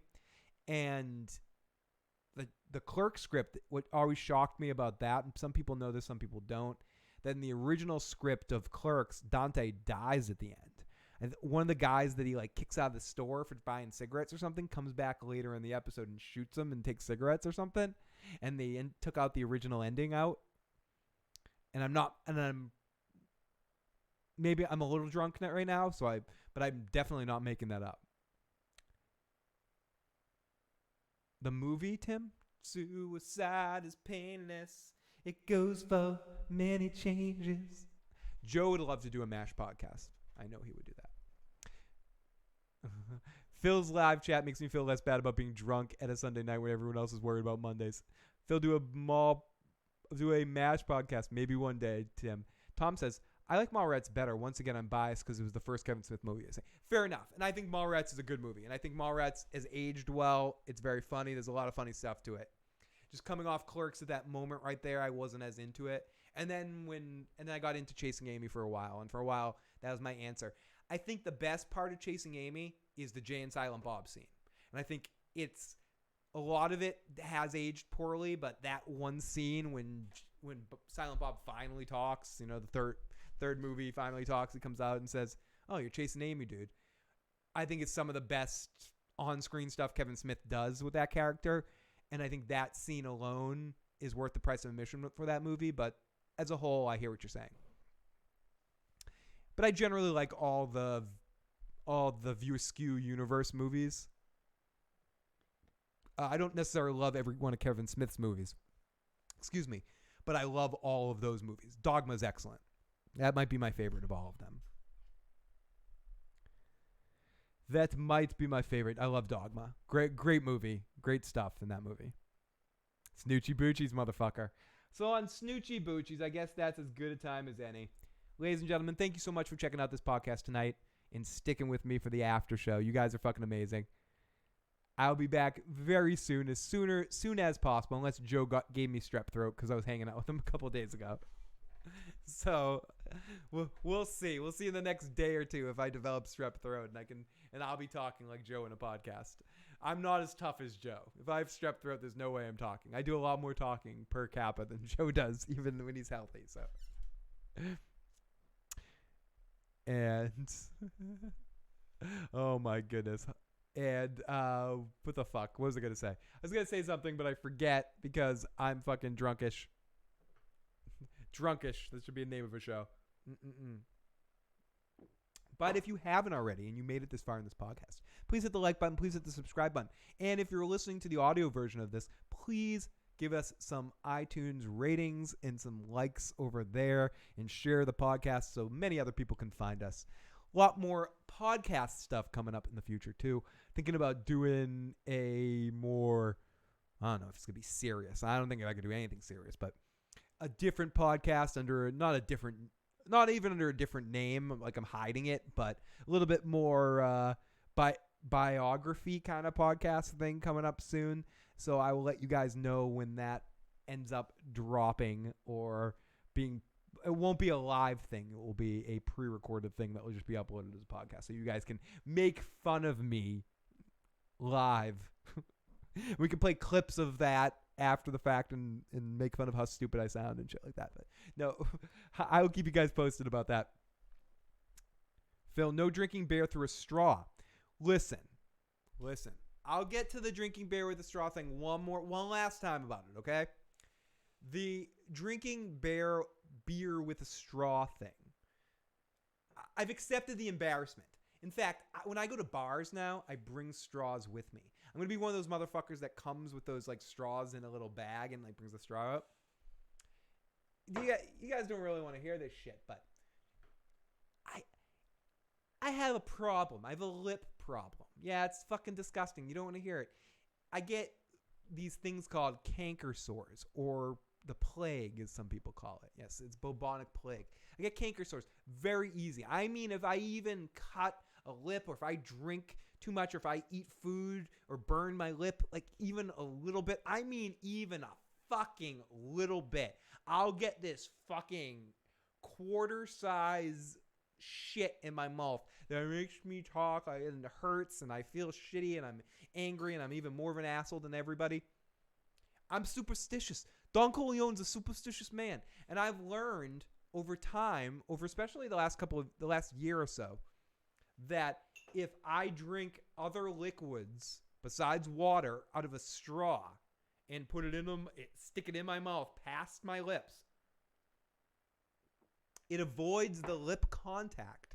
Therefore, avoiding the possibility, and knock on fucking wood, it's been working so far. So whether it really works or not, or it's a placebo effect, I don't give a fuck. I'm going to take the bite of looking like an idiot, drinking beer through a straw, to be able to babble to you guys longer. So that's the truth of the matter of the whole thing. I got a lip injury that kept getting exacerbated. Is that a word? It's almost the word. I can't quite say the word because of alcohol, and I'm just bad at pronouncing words in general. But you guys know the word I was trying to say there. Knowing's half the battle, right? So there you go.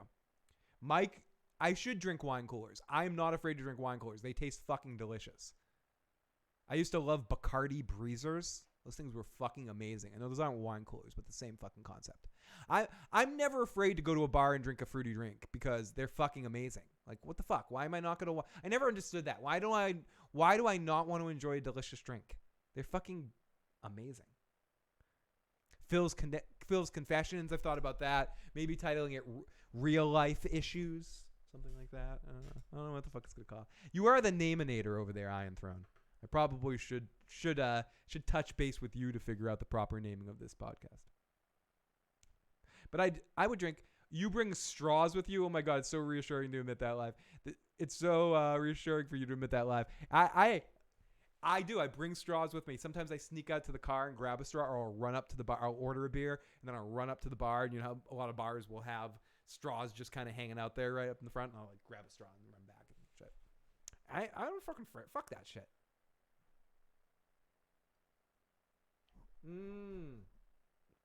I'll blow fucking bubbles with that shit, motherfucker. Oh my goodness. Okay. Did I like Zima? Okay, Zima was alright. But the problem with Zima, for me anyways, was always that it was like liquid heartburn. The minute I drank it, first couple sips would be alright, and then the heartburn takes over. Some drinks just do that to certain people. And it's like lighting a... It's not... Baby, it's not lighting a fire in my heart. They do. I actually saw on Shark Tank they were advertising, or not advertising, someone was trying to get a deal on some straws. They sell these glass straws that I'm going to be purchasing pretty soon. That I can bring to different places and pop it in there. So what the fuck? I don't care.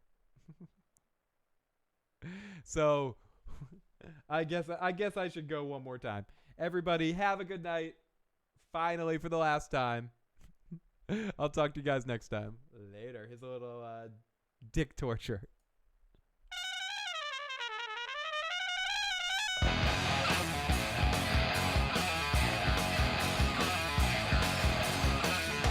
Oh, loser lost. I'm off and brought to the post edge back at the top. See you there when the bruise is clear. I'm clearly better when I'm dropped. Born through rare, man's got off. Sink on the bum like an old man mother. What's the hurry to get away? Say I'll bring you when you let go again. Off the words cover, me two side, both against each other. Get a life is the best I see. Don't wanna live to what it's me.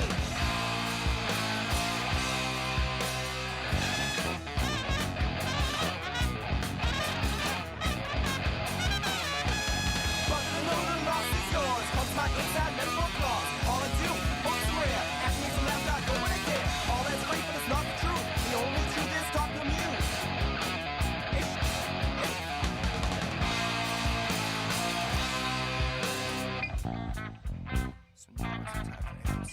Your very existence bothers me. You make me feel like a pothead. You take away something I love, the one thing that makes me happy to help my head. You pissed off the wrong person. I just wanna make you suffer for this. Yeah, payback's a bitch, a little bit. Don't worry, cause I'm till the end. Now go with my full win. Check it out, the anger that passes. You go reverse side, like a video, like a projectile.